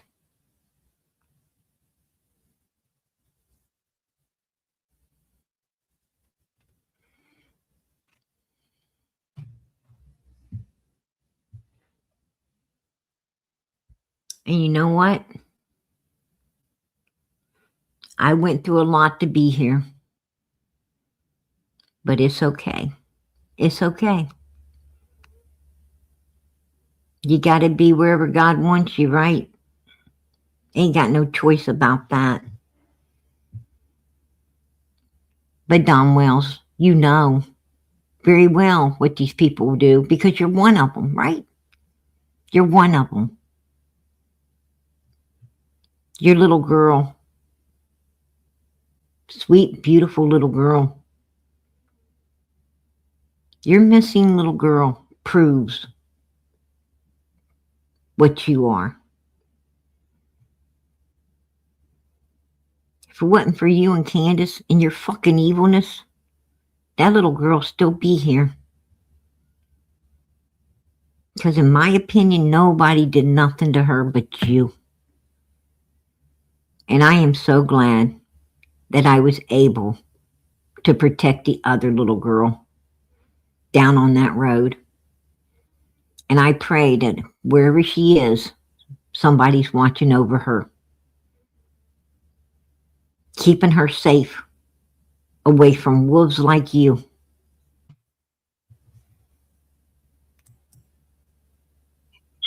it's just not good.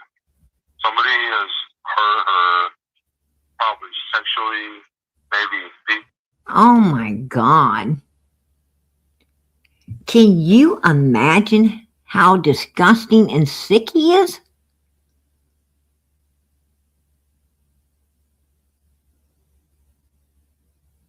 I'm going to tell you something. You know that Candace was evil as hell when she did not go at him for saying stuff like this. There is no mother alive could set her ass still and let someone talk like this about her missing child. No mother alive. None.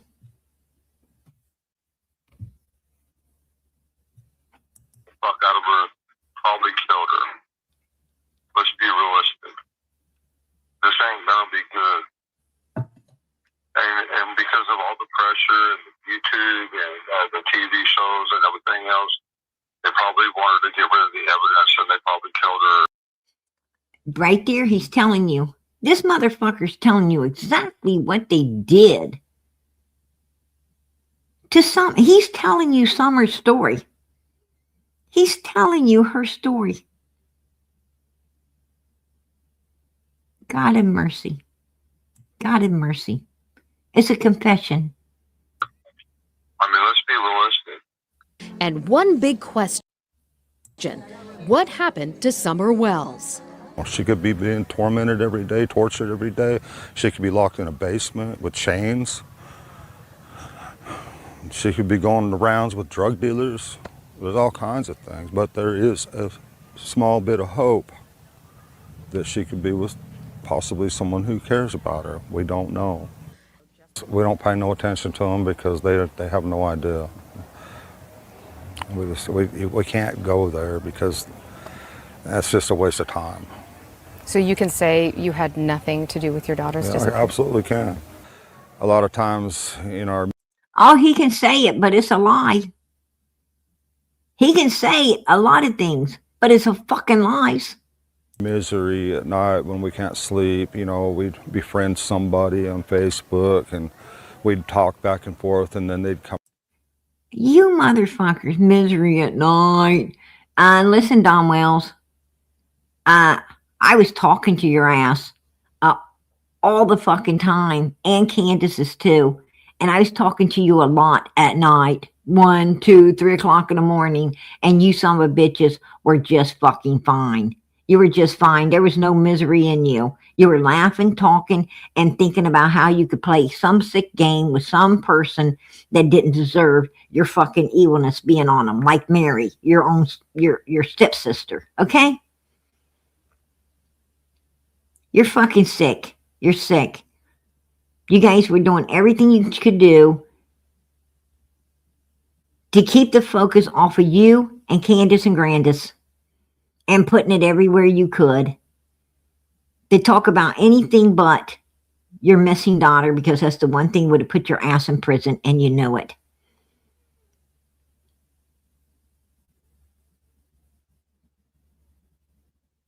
And if you're that damn afraid to talk about your daughter instead of everything else, then you're guilty as fucking hell. You're guilty as fucking hell. And I'm not going to say in my opinion, because it's not my opinion, it's the truth. It's the truth. Come out and say, "Where's your daughter? We know you had something to do with it." And it would just rip your heart out more You lying son of a bitch. than it's already ripped out. Do you feel like you'll ever see your daughter again? Eventually, I don't know about in this life, but There you go. There you go. There you go. I don't know about in this life. See, he knows she is unalived. She knows he knows that Summer is unalived. There it is, right there.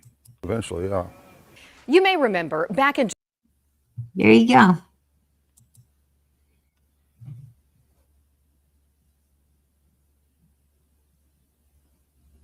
At the end, the first part of that was a confession. The next year when he went, he was, because so many people made a big thing out of the way he talked the first time, right?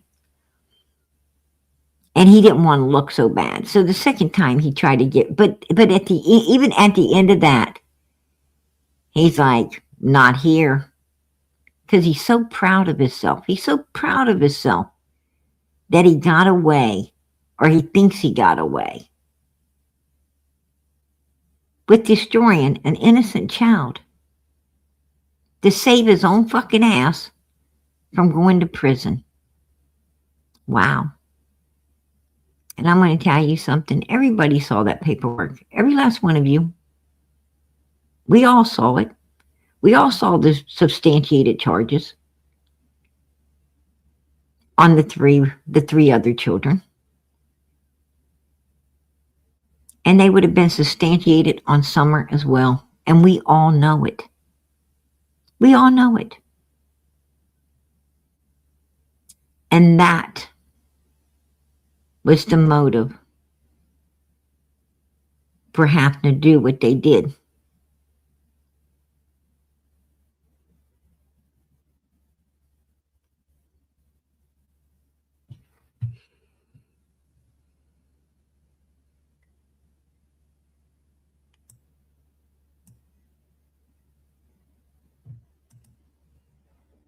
But, as I said, out of their own mouths, you heard him memorialize his daughter. You heard him right there at the end. Not here. Not here. Ain't going to see her here.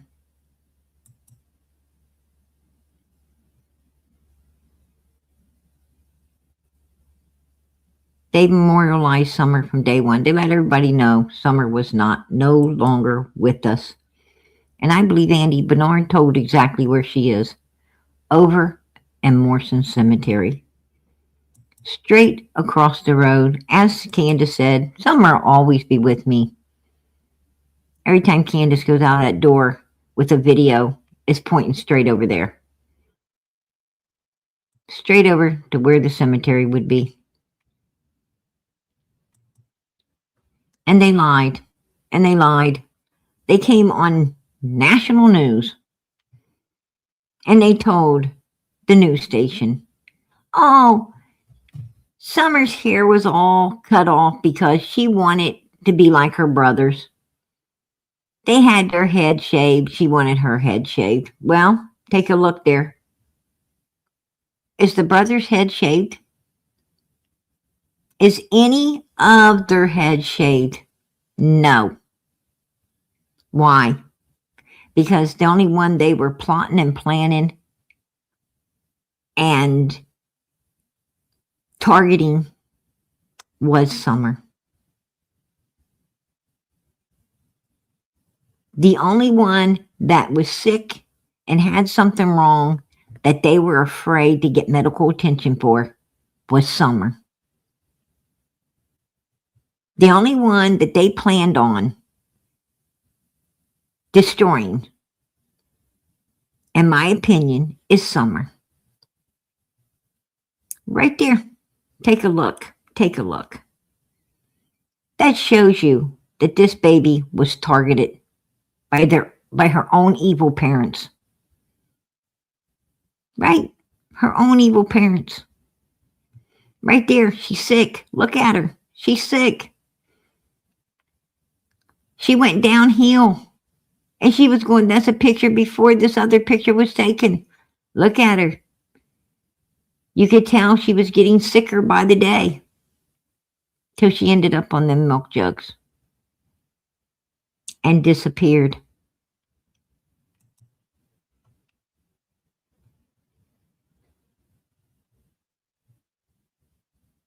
Right there. Everybody's got hair but her. So she didn't want her hair cut like her brothers. Her brothers didn't have a haircut. And there's Candace throwing away flyers. Her daughter's missing. She throws away 4,000 flyers in a dumpster. In a dumpster because she don't want them in her vehicle anymore. She backs her vehicle up and throws them away in a dumpster. 4,000. If you had a missing child, would you be throwing 4,000 flyers in a dumpster? I don't think so. If you had no idea where your little child was, you ain't gonna be throwing them flyers in no damn dumpster. You're gonna be throwing them in mailboxes. You're gonna be throwing them on windows. You're gonna be throwing them on every pole that you see or find. You're gonna be throwing them on car windows. You're gonna be throwing them in people's hands. You're gonna be throwing them anywhere you can to try to help find your child. But you ain't gonna be throwing them in no damn dumpster.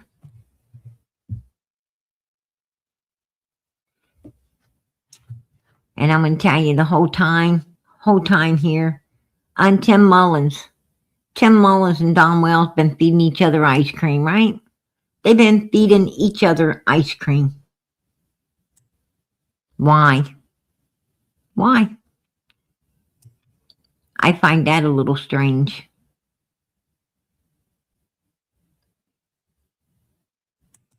And Benny Keys, he wanted some ice cream too. He wanted some ice cream too. Look at his pillow. Look at his pillow. His favorite must be chocolate. He wanted that pillow too. And he wanted the information off of Don's phone, which he didn't ever get because Tim Mullins had him rolled off the hill, right? Had him rolled off the hill. Candace, got tired of him promising what he couldn't, provide. She wasn't going to live on just hope that he's coming back.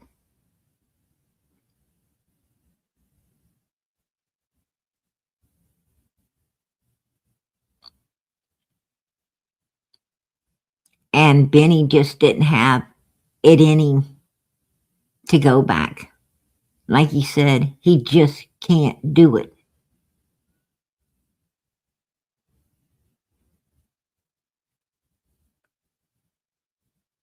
I don't know who can. I don't know who can do the smell from hell, right? I don't know.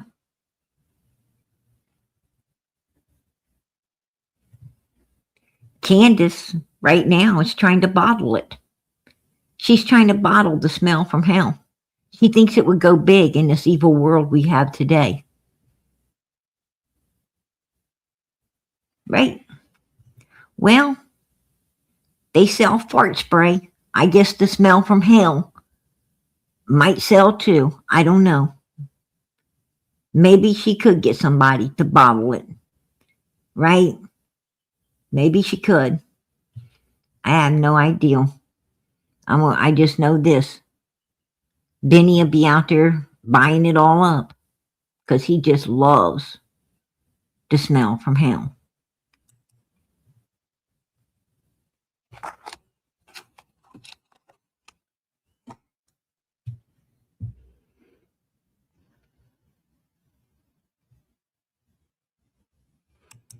And old Freddie boy.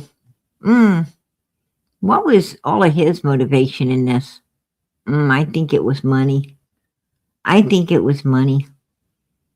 I think Don Wells was very much right when he said old Freddie boy would do anything for $1. I think he was right. I'm not going to doubt that.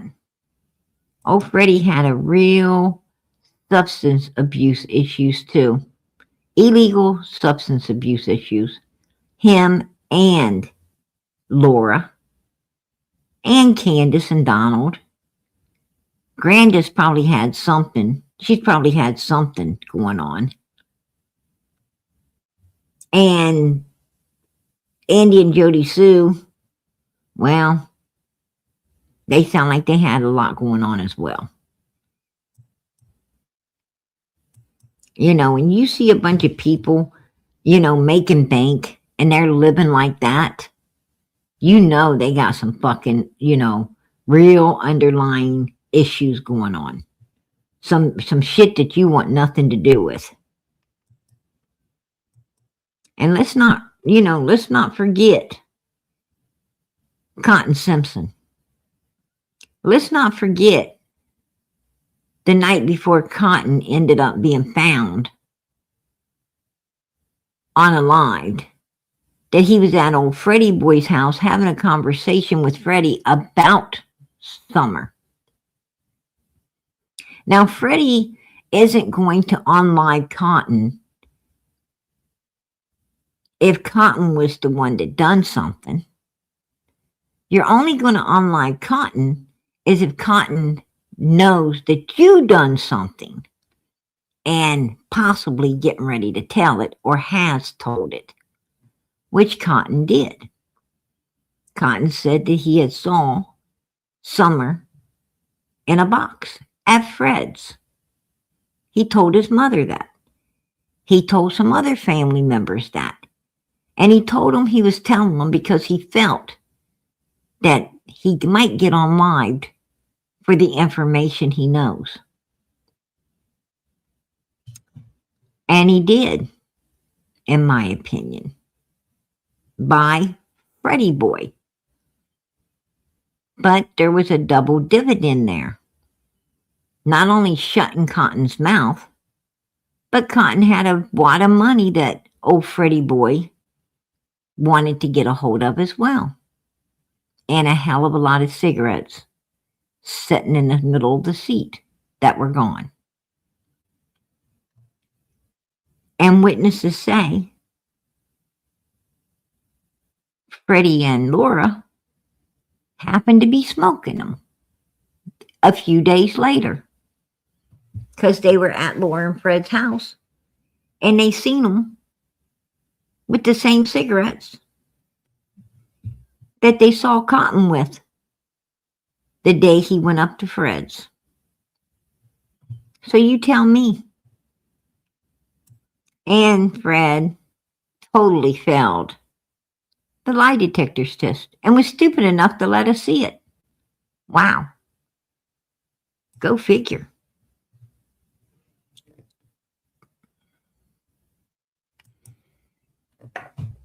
You know. Yeah, I know. I remember what day. Cotton. It was February the 14th. I remember that day. I'm pretty sure that's it. When he come up online. I didn't know, but Marvin had called me. He was with me when we followed Cotton the night before. We was just trying to protect him. I'm a superhero. And I just want to protect everybody. I ain't like the rest of them down there in that holler. Like Jody Sue, my cousin Andy. I was helping the police.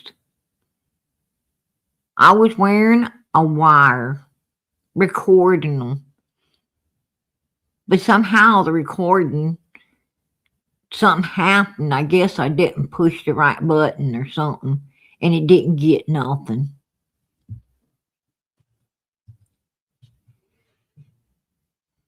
Bullshit. Bullshit.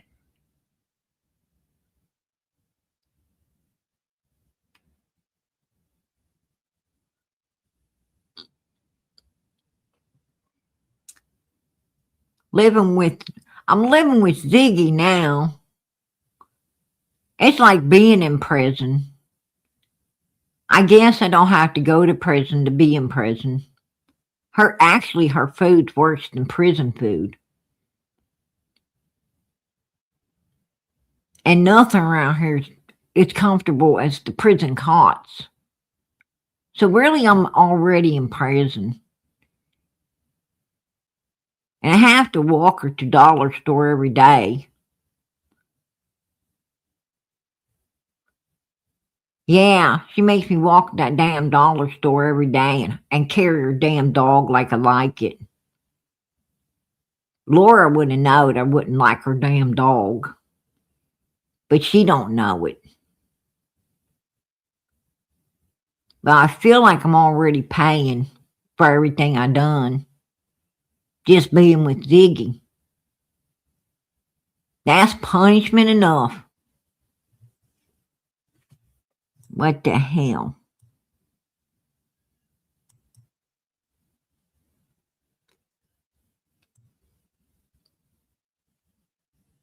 And then right here, let us not forget who groomed Hunter. And let's not forget that Mommy allowed it. And Mommy's no longer here. Right? Because she allowed evil to groom her son. Be careful what you let groom your children.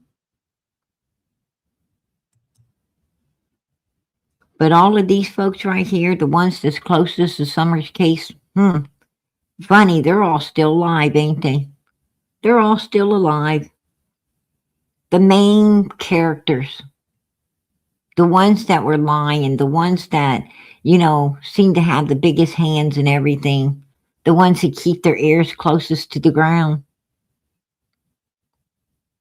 they're all still here. And they're all still lying about a little 5-year-old innocent child's case. Wow. Unbelievable. How sick is that?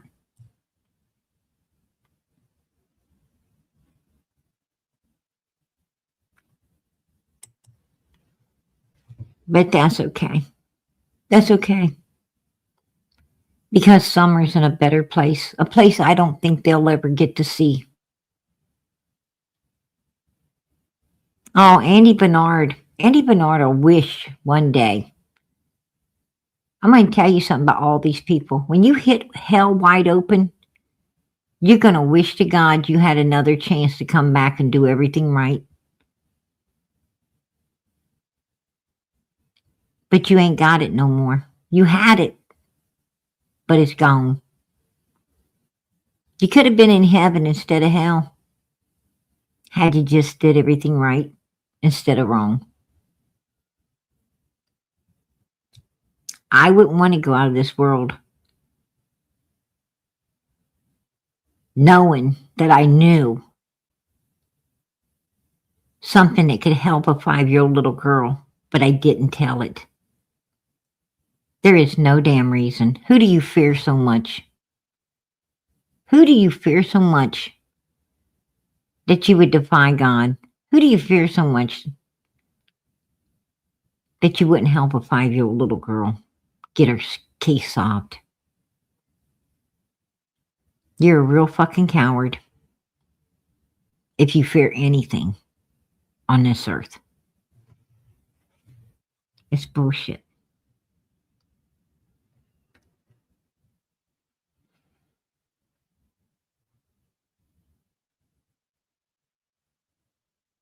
And Candace,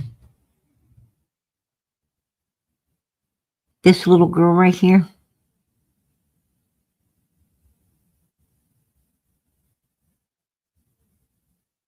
you can't do nothing else to her. You can't do nothing else to her. Not a damn thing. And I bet that just bothers the fuck out of you.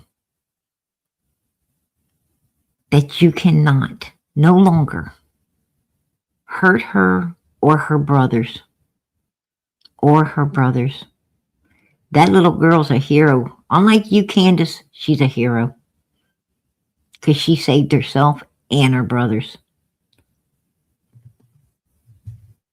She's in the arms of Jesus Christ. Full protection for eternity. And her brothers, well, they're in children's services. Full protection. What time they're here. And hopefully they'll be one day with their little sister in heaven. And I cannot lie. People who hurt little kids, who do evil stuff, I cannot lie and say that I don't want to see them in hell, because I do. I think they all should go to hell. There is no reason for anyone to ever hurt a little child or an old person. Those are our most vulnerable people in the world. Those are the ones that they have no control. They have no control over what people do to them. And you got to be a real evil, low-life piece of shit to hurt a child or an old person. You got to be a special kind of fucking coward. You got to be a special kind of freaking evil if you would hurt any human being on the face of this earth for any reason other than protecting yourself against danger.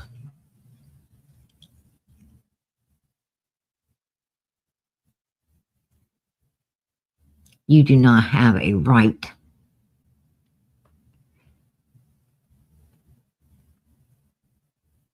to be hurting no one. If you don't want to be hurt, don't be hurting. It's common sense. Do unto others as you would have them do unto you. You don't want people stealing from you. Don't steal from other people. You don't want people lying to you. Don't lie to other people.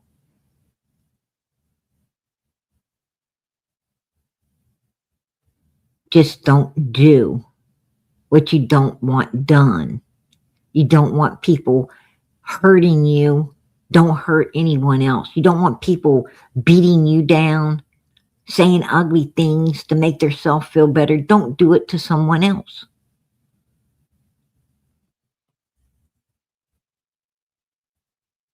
Treat people with the love, kindness, caring, and respect that you want people to treat you with. Do unto them what you want them to do unto you. And if everybody obeyed those rules and everybody did that, there would have been no reason for Jesus to hang on that cross. But he hung on that cross because people cannot do one little thing, and that's treat people the way they want to be treated.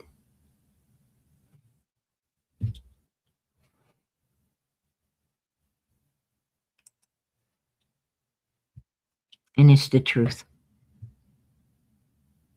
And Fred Hill, I'm going to tell you, if summer is not over here. I have said this since the beginning to people that made a difference. That I've told people about having the dream that I've, in the open grave. It's been told. It's not a lie. And I have heard my whole life that the best time to get rid of somebody is when there's an open grave. The dude was buried on what day? The 18th? Okay, so 3 days after Summer went missing, they buried that dude. Do you think they dug the grave the day that Summer went missing? I'm saying it was dug between the day the dude died and the day Summer went missing, the 11th. Not if she went over there on the 15th when Candace left at some point in time off that fucking hill, took her over there. Maybe she went to Fred's and Fred helped her. If it was on the 15th, all she would have had to do is go over there and dig down just a little bit more, put her in there, cover her back up. When they brought the vault in a few days before they buried the dude, the concrete vault would have been set on top of it, and nobody would have known no different. And we know who dug the graves. We know all that shit. So I don't think nobody would have paid any attention to if she was done in there the day of the 15th. I have. There you go. There you go. I'm going to tell you. We know for sure Candace went down to Fred Hill's house around 4:30, June 15, 2021, with Grandis's vehicle. With Grandis's vehicle. And that's because Summer was still in it. We know this. Now, she follows Chad Arnold out of there, which is affiliated with the grave diggers. Matter of fact, he is one. He helps dig graves. From time to time, he helps dig the graves himself. They pay him like $100, and he helps dig these graves. He works along with the Morlocks, who are #1 grave diggers in that area. He's family with the Morlocks. His wife is a Morlock. One of, she's from they are her family. So, with that being said, it's a very good possibility that Summer is over there. Now, if she ain't over there, in my opinion, the only other place she could have been was in the car that Fred Hill acts like they didn't crush that day, that they did not take. They didn't get it crushed. They took it to a junkyard, a crusher. But it could still be out there because in those junkyards, they have tons and tons and tons of vehicles. That car could be out there right now. It should have been checked. It should immediately been checked. I don't think Laura is going to remember what color and what kind of car they took that day to a junkyard unless they took it. She said a Ford Escort, grayish blue, hatchback. She knew all about it. She said they made it to the crusher and then they went to the store because there was things they needed. When they got paid for this vehicle, they went and got some things they needed.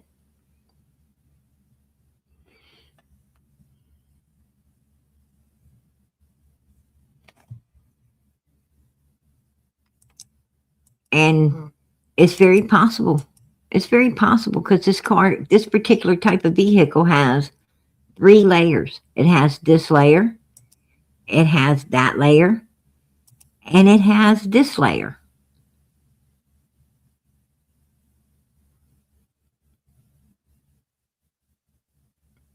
So it's very possible that you could conceal a person in there. No doubt. Now I do know that Fred don't like people going out to the scrap yards looking for this vehicle. I know that. Because that's half the reason he started talking to me. Is because the scrap yards were getting checked for his particular vehicle. But I also know that they're stocking Morrison Cemetery as well.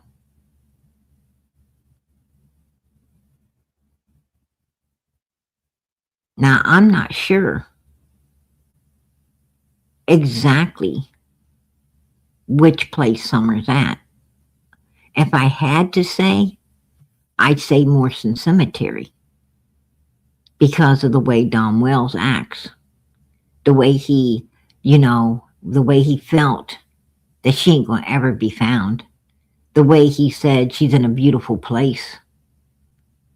wearing a beautiful dress, which we know Candace had all the clothes that Summer, you know, was dressed in when the video was taken. We know she had everything except the pants. That tells us that Summer had to have something else on her if all of that's in Candace's box being hidden. So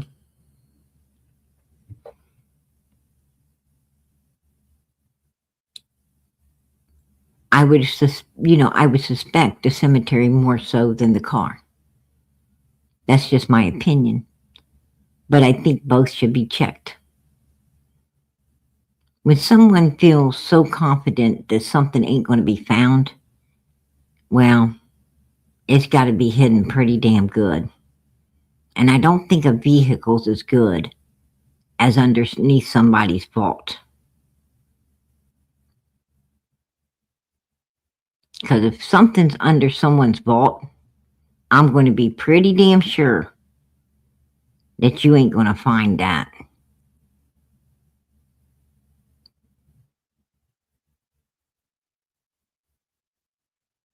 Just saying. So, with that being said, that would be my first place to look. That would be my first. And I think if they did, they might find it. Because I got a feeling that Andy really needs someone to know the truth. I think Andy really wants Summer found. And I think he's sitting there saying, I told the dumb bastards where she is, and they're too stupid to find her. That's not on me. And it's sad. It's sad that they're not, that they're not looking into it. But, the new sheriff comes along. We'll definitely do everything we can to have him use whatever resources necessary to check into it. He really needs to check into it. It's a legible tip, and they have to follow them. And they need to get their ass up there and follow this one, because it may hold the key to this whole case to be solved.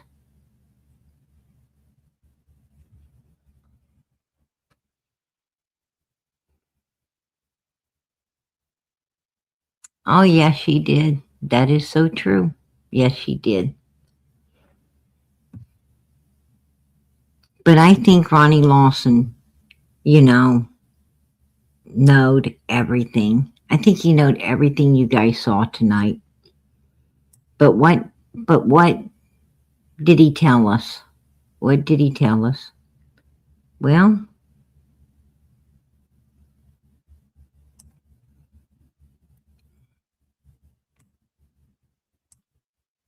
I'll tell you what he told us. We had a lot of people show up in a short period of time. We were hoping that we would find her before dark. You did? We did. It happened under my watch, and it was very important that we find her. And people says it was a cold case or that we really didn't care. We exhausted every avenue we could, every resource, trying to find her.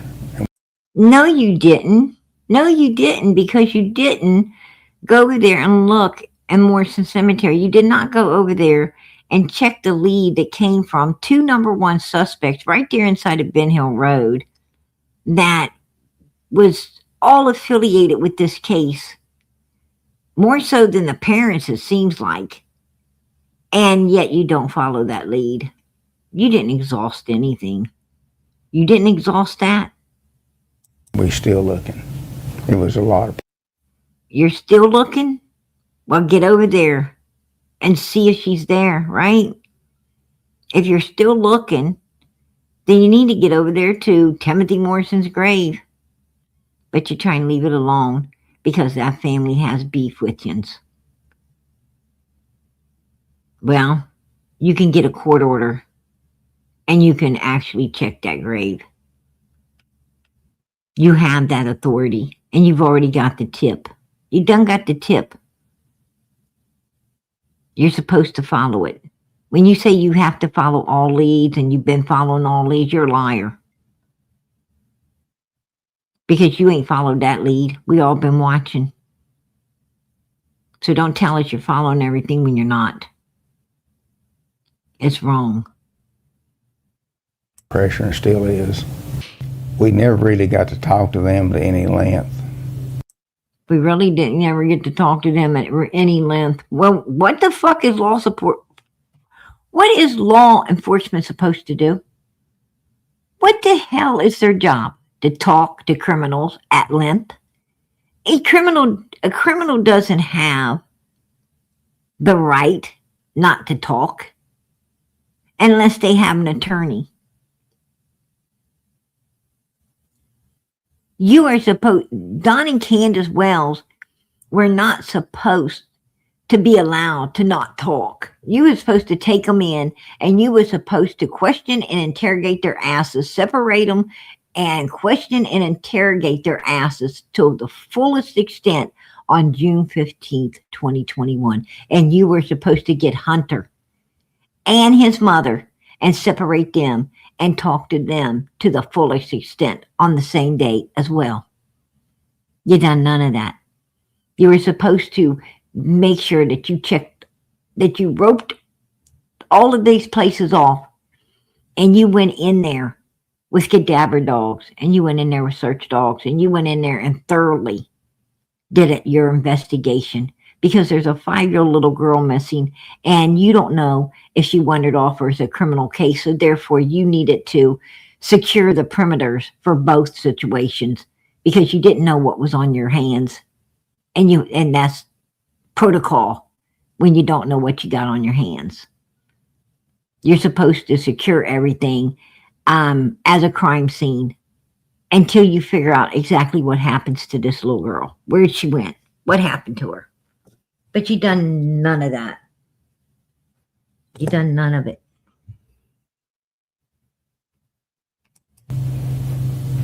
So I really don't know.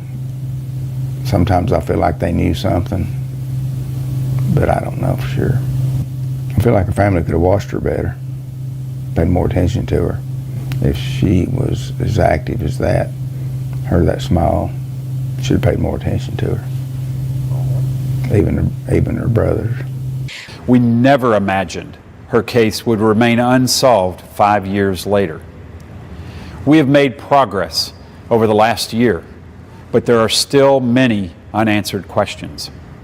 Well, I just know that I'm retiring, but I don't want them to stop looking for Summer. I want somebody to find her, even if it's not me. Do you feel like you'll ever see your daughter again? Eventually. I don't know about in this life, but eventually, yeah. We had a lot of people. There you go. There you go. So you know what you got? You know what law enforcement says they have, even though they know everything we know, you know, and they're not checking shit because some reason they don't want to solve this case. I don't know what it is, but that's how I feel. I tell you what they got. They got a big freaking nothing booger right there. A big freaking nothing booger. That's what you got. That's what you got. There you go, Candace. Candace trying to get it. She's trying to get it, right? But there's nothing to get because he ain't got nothing. Big freaking nothing booger. That's what we got. And that's what I came in here to talk about. Nothing. Right? Absolutely nothing. Hopefully, the new sheriff gets something because the first ones got nothing. We got it all, but for some reason, they act like they don't. I find that suspicious. And I'm going to find it even more suspicious if this guy comes in and acts like he ain't seeing everything we're seeing as well. If he tries to avoid it and veer off from it, well, all I could tell everybody is Summer be found when God wants her to. Nothing else we can do.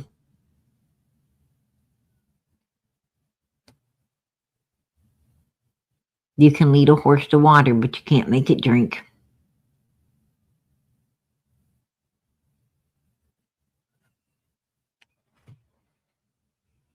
Seems like that's the type of horses running around in Hawkins County.